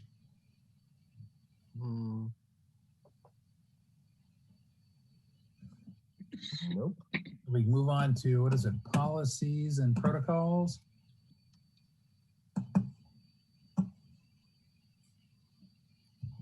So I've highlighted this section because this is particularly the section that triggered the need to bring this forward. So I just wanted to identify the section on how to add an agenda item or an item to a future agenda. Yeah. Steve, you've got your hand up, and Kevin, you've got your hand up. Did you have comments on this? You know, actually, my comment was on the last thing. I'm looking at a document that was given to me. It says Commission Member Resource Handbook 2020. Is that not what you guys were talking about? That would include Brown Act and all the rest of that information? I don't think I got a copy of that when I came back onto the commission. So I would like a copy of that. Maybe half my work there, our work is already done. It may be a broader document that applying to all commissions, but there is a section in there about the planning commission. Maybe it gives you at least a framework. Steve, I think I have a similar document. It's useful from a 30,000 foot perspective, but we kind of need to put together a compilation of like, here's our specific plans, here's where you find them, here's our general plan, here's where you find that, here's where archive meetings are, here's where you find it's. And I'm not opposed to that. I'm just pointing out that I thought that was yes, the work's not done. Trust me. It takes I think as Susan and Steve together as architects, you probably know a lot of this stuff and have binders of things. You've dealt with some of our code. Anyone coming in cold, it's really a struggle to find just basic information. And that's what we want to make easier. And if we do it for new commissioners, it will also be huge benefit to the public. Yep, I agree. Amy?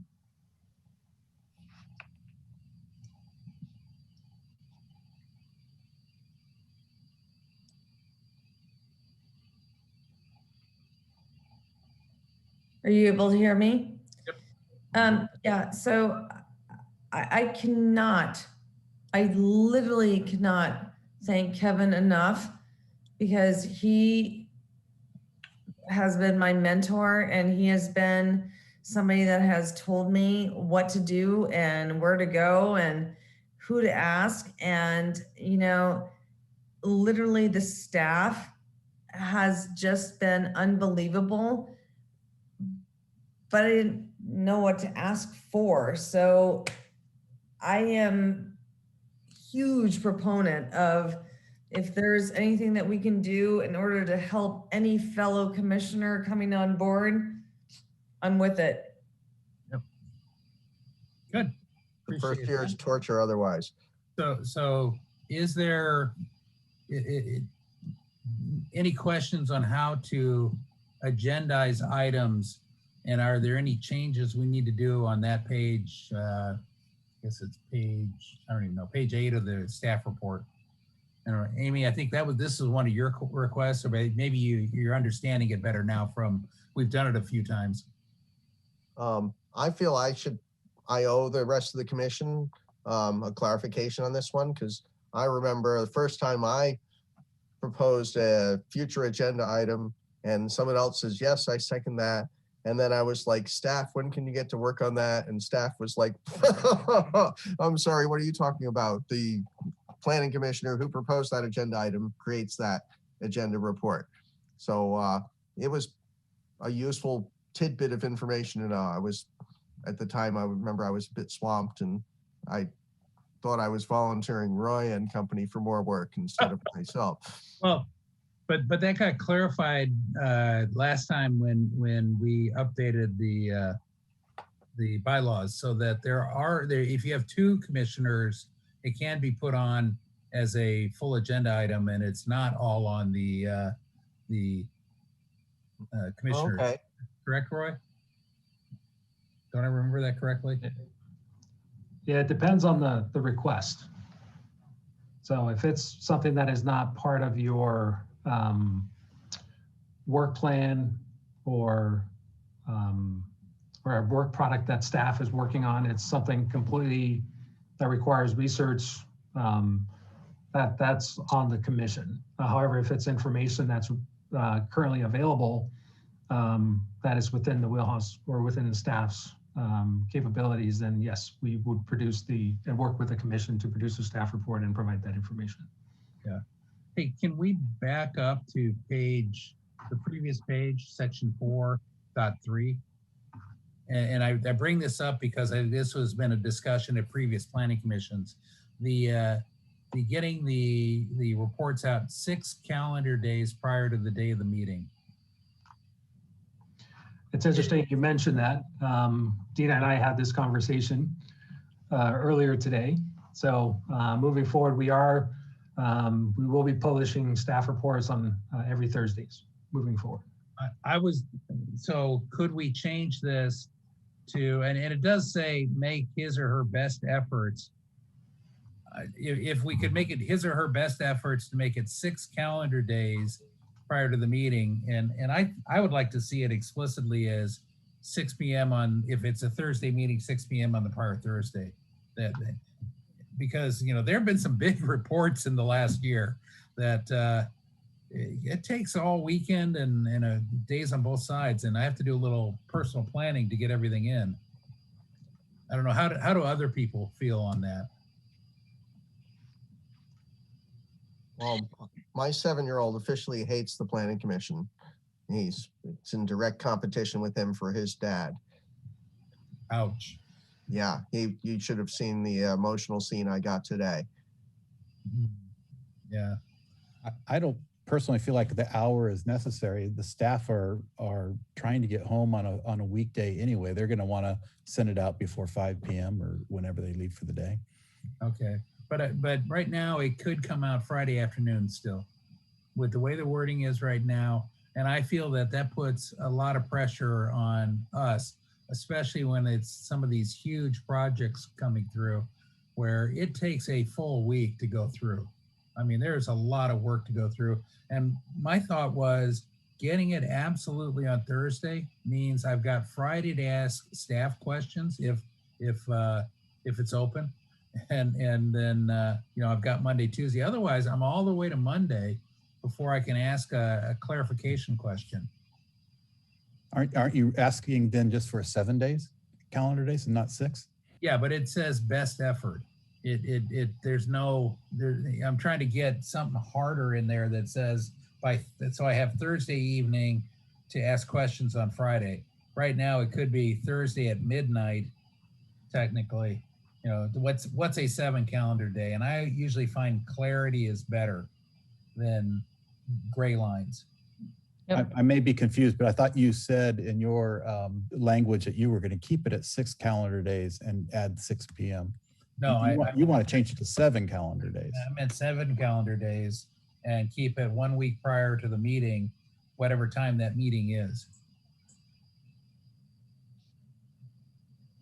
and I'm a little concerned about the, make his or her best efforts. I mean, I understand the need for it, but I'd like to, what's the safety valve if we get this Friday night and we have plans and it's huge, and I'm trying to make it clear for future commissioners.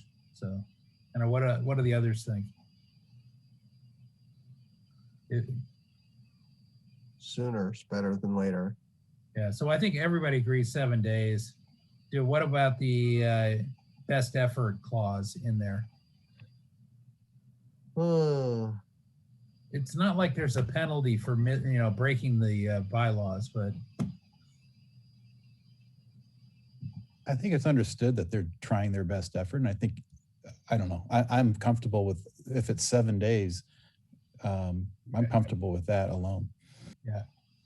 And frankly, I wouldn't be comfortable going more because they're trying to fit everything into that package and get it in there. And it's, the longer you make that delay time, the longer it takes projects to get through, and the longer people have to wait. So I like 7 days. So I appreciate that. So I would cut out the best efforts.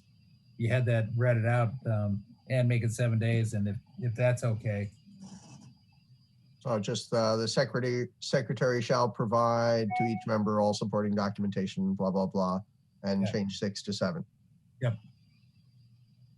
Works for me. Not that we're wordsmiths. We can come back to this when it's before us, but that would be a recommendation unless staff has some concern. I think they'll probably come up with a caveat there would be not out of bounds. We give applicants or people coming in front of us ways out of things. Best efforts is one. I'm open to new wording from staff. Okay, so let's move. Sorry to train wreck you there. Keep going. Page 8 or page 9? What I get? We're going by the bylaw page numbers. Oh, sorry. Yep, bylaw. I was off. Page 5, meeting procedures. Page 5. Roy had page 8 highlighted with to add an item during a future agenda, to a future agenda. And I think, yeah. Now we're bouncing around. Yeah. So we were here.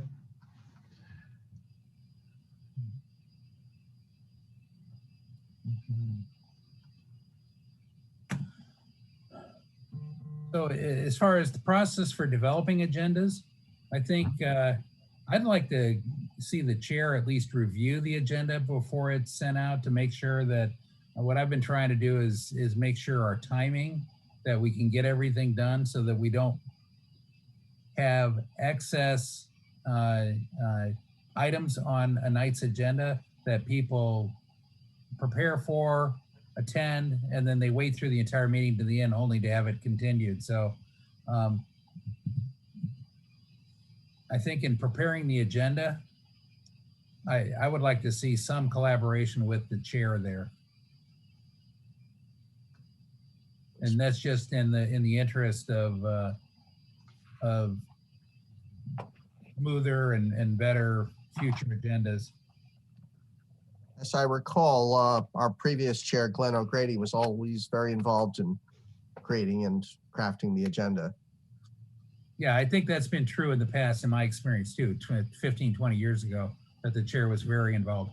And I'm not saying they I just think that the secretary and the chair ought to consult on how many items and of what complexity and agree to what the agenda would be. That go under process for developing agendas, maybe? Precisely. On page 9? Yeah. Yeah, the funny thing, I think that's the way it's worked in the past, maybe less so with me. And I think in the last month or so, I'm getting more involved. It's actually when Chair O'Grady was on the Planning Commission, that was not the case. No? Yeah. seem that way. Yeah, really. I mean, Glenn seemed like he was around forever and knew everybody. Okay, well, but I would support a motion. I would like our chair or whoever's sitting in that chair to approve agendas before they go out, or at least have some sort of consult on that. Yeah, I would change it, not approve, but to consult, that the secretary and chair would consult on agenda timing and what's the word I'm looking for? Volume or complexity, so as not to overwhelm the commission. Have we ever had a list of pending agenda items? I don't remember that. I don't think, just the way Roy develops it today, and then just before, as long as we talk once and go through and say, yeah.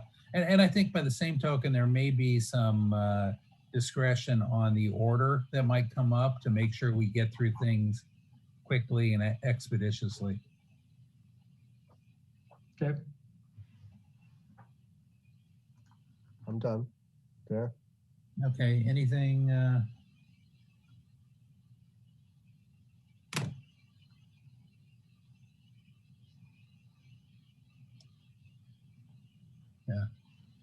I only have 2 other items. I don't know that they're associated with any page, but. Yeah, I'm gonna have to go. Okay, we only have 10, 15 minutes left max. Okay. On page 10, we have a section about electronic devices, and I remember this was probably triggered by a former council member who had a lot of troubles with this. The use of electronic devices for communication by the Planning Commission at the dais during the planning meetings is prohibited, and that includes mobile phones, smartphones, etc. How does everyone feel about that? I agree with it. I was thinking. I admit I've got my phone here. It's on silent. Page are you on? Or what item number? Page 10, section E, electronic devices. Yeah. So can I more generalize this and couple Sure. things? One is that with the electronic devices, that there should be no ex parte communication occurring during a meeting. Now that I like. Yeah, because that really gets to the heart of what could go on, but we don't want going on. Of course, if it's an emergency call, I actually like the way it's written there. I just like to add no ex parte communication. So I think that is straight to the heart of the matter. The other thing that I think we might want to consider in this revision is incorporating remote telepresence and Zoom into our bylaws to make sure that the entire bylaws allow us to do what we're doing right now. So. Yeah, that's what I was just gonna say, because I raised my hand because I use my phone for every Zoom meeting. So my battery, I apologize, went down during our meeting tonight. And I switched to laptop, but it charged sufficiently that I was able to come back to my phone, which is way better quality of sound for me. So I really do like for Zoom to use the phone. Yeah. I think you guys should be very, very, very careful about what you're like actually putting down when it comes to what this looks like. So be very broad. Yeah, and like I say, we'll come back, but does everybody agree that we should update to allow or permit Zoom meeting participation? No, we're doing it today, so. No, I know. I don't think you should. My point being is, sorry, I don't mean to be argumentative, but my point being is, I don't think you should put a label on any event. I think you need to be extraordinarily broad right now if you're going to have this like last for 10 more years. Oh, you're right. When I used the word Zoom when I should have said video conference or teleconference. There you go. I think the prior wording that the chair suggested that digital communication not be used for ex parte purposes, something like that would be really broad and cover it kind of, I think. I think so too.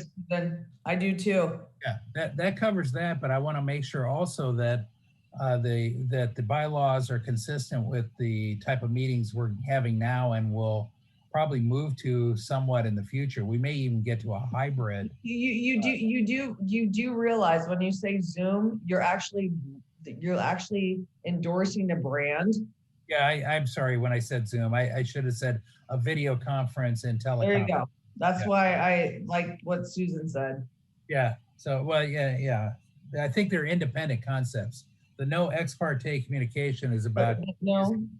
No. Yes, yeah, they are. They're no, the no ex parte. Okay, well, we can have that argument some other time. All right. So are we open to right now it's very clear, it says the use of your phone is prohibited. And I think that's overly broad. I don't think that should be. That is not, you know what, Kevin? I think that's ridiculous because everybody uses their phone.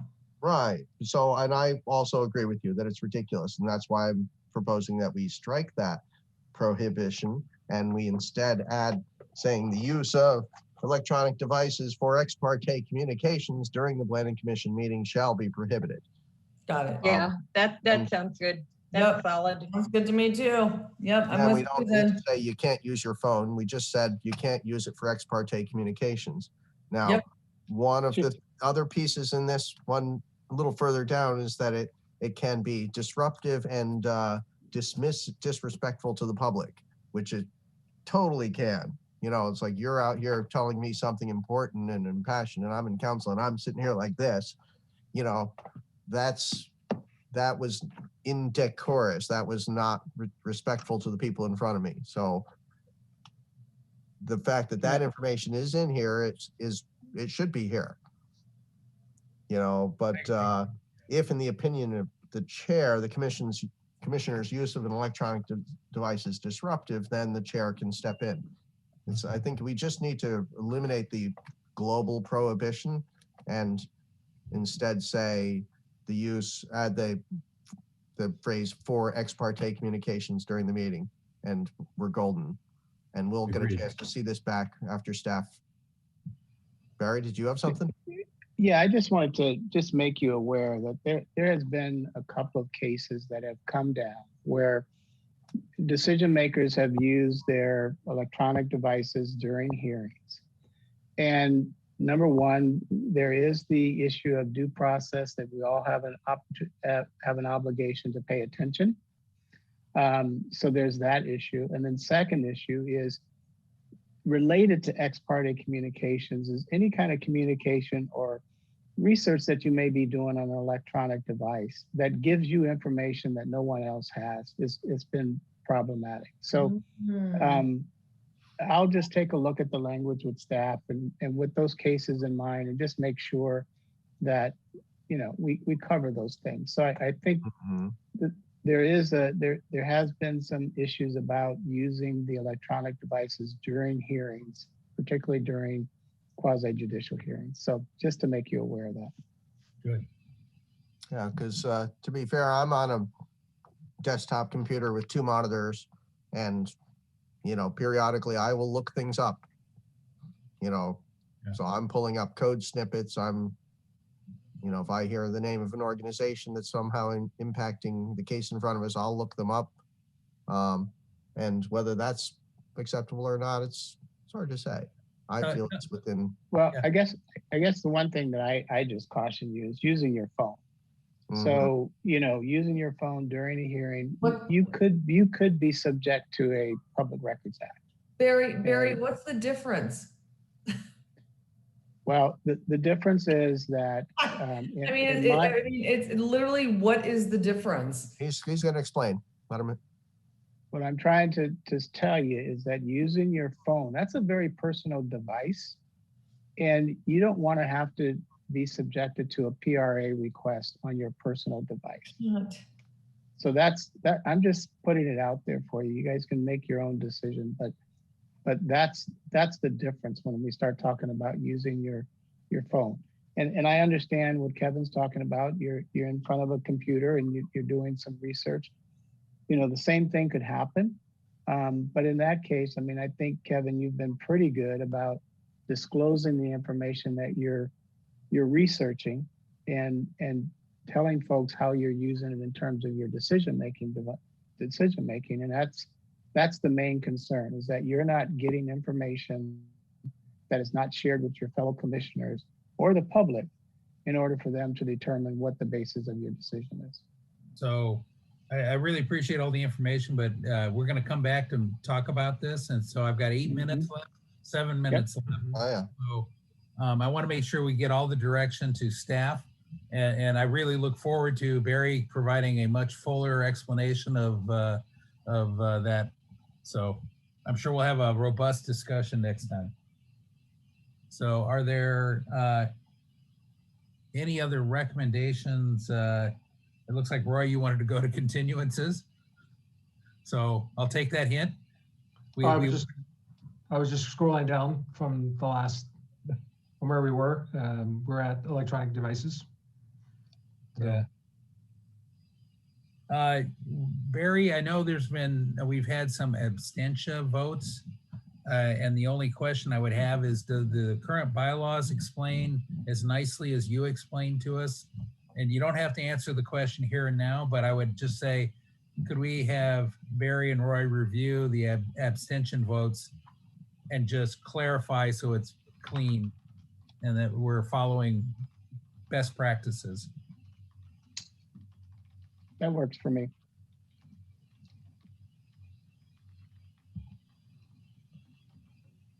Are there, do we want to go?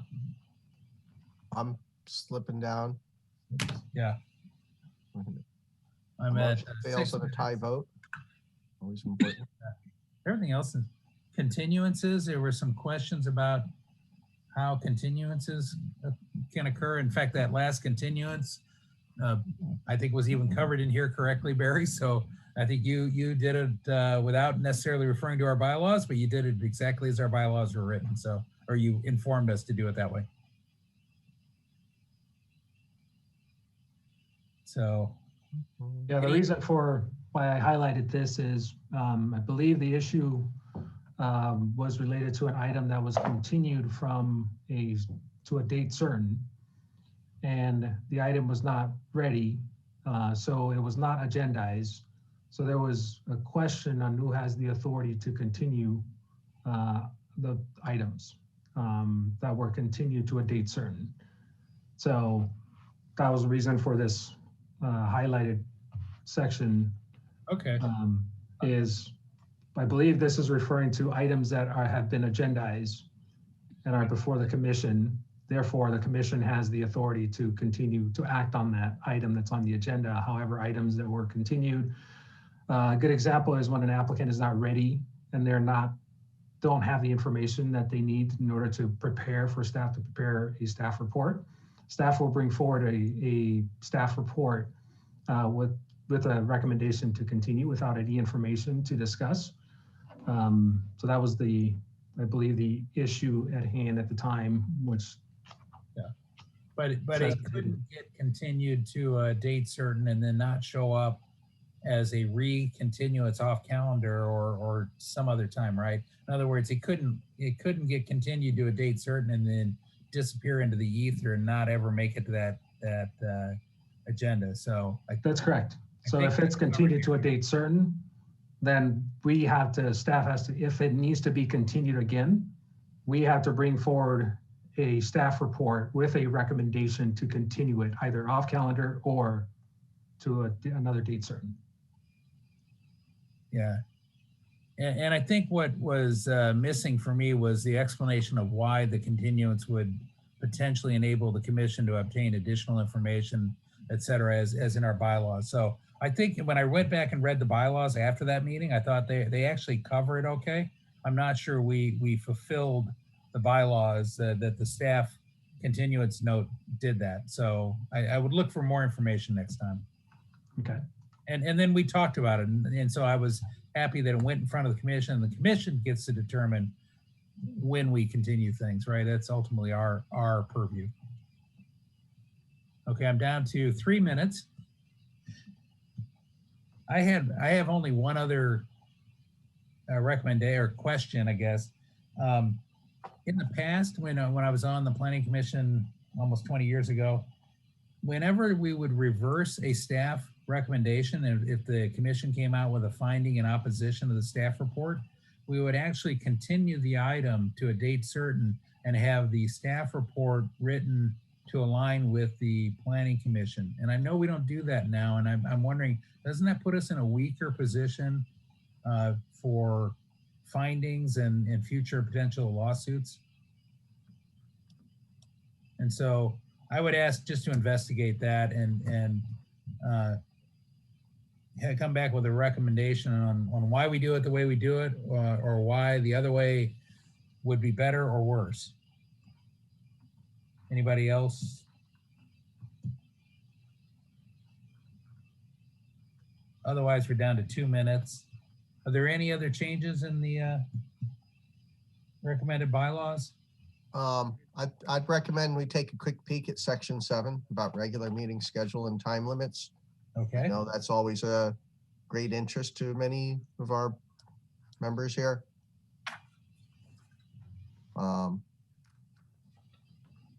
Commission must move to extend beyond 10 at midnight. It will be adjourned to the next meeting unless there's a unanimous vote.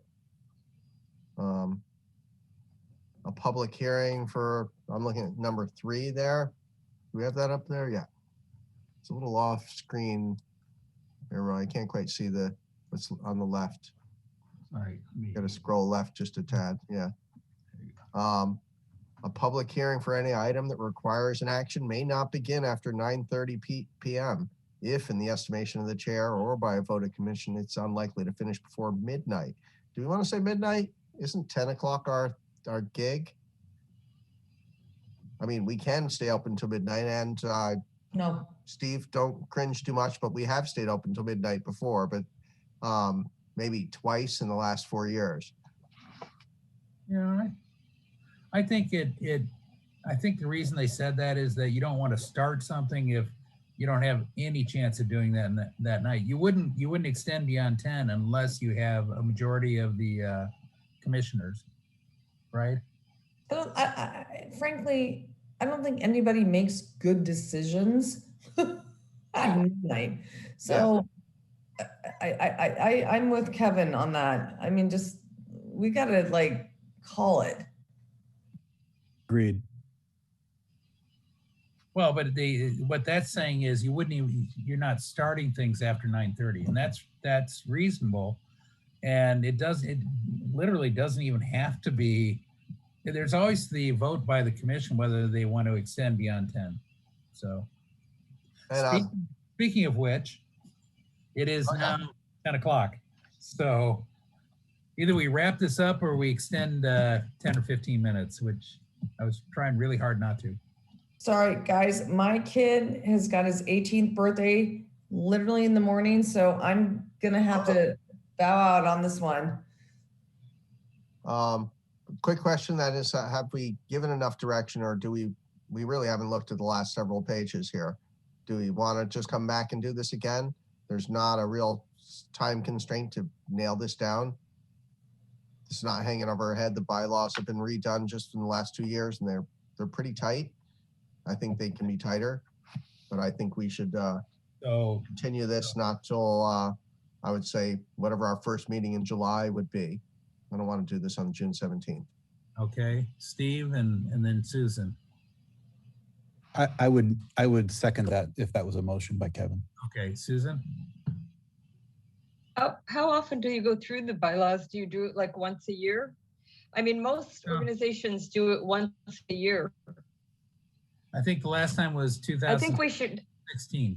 Maybe we should add something about the frequency to the bylaws of review of the bylaws, that it be annual. I think it'd be a good idea.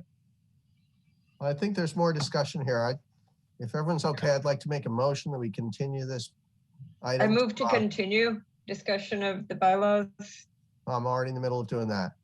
Yeah, so The only question is, Roy, off calendar, or can we look at the first meeting in July? What I would suggest is the June 17 meeting. no, June 17th is going to be crazy. June 17th is going to be, Absolutely we've got the Vulcan project and the Goodson project. I think that meeting will, which is why I am recommending, if I could, only the Vulcan project will be on that agenda. Oh, really? The Goodson project will be postponed to July. Thank you very much. Then, yes, I amend my motion that we continue this to a date certain of June 17th. And the other reason is that we're canceling the first meeting in July because of the July 4th weekend. Okay. Even better. And Susan, did you want to second that? Second. Okay. Motion second on the table. Any discussion? If not, call the question. Hi, Chair Ehlers, Aye. Vice Chair Doyle, Aye. Commissioner Sharon, Aye. Commissioner Flicker, Aye. and Commissioner Dalton. Aye. All right, vote passes unanimously to continue this to date certain of June 17th. So we're going to get through these last few cleanups. Future agenda items added by planning commissioners. Don't see any. Planning commissioner reports. Don't see any. City planner reports. Yes, real quick, just a reminder, the training on the 15th at 4 p.m. At the city council chambers with the new equipment. Hey, that's it. That's in person, yes? Yes. Yep. And with that, I'll go to the adjournment. Thank you. And our next Chair, can I just ask real quick? Are we required to wear masks? Yes. We are. During the training, yes. Because of state rules haven't changed yet. So the adjournment, our next regularly scheduled meeting is Thursday, June 17th. That is a regular meeting with oral comments. This meeting is now adjourned to the regular Planning Commission meeting of June 17th, 2021 at 6 p.m. Thank you. Thank you, everybody.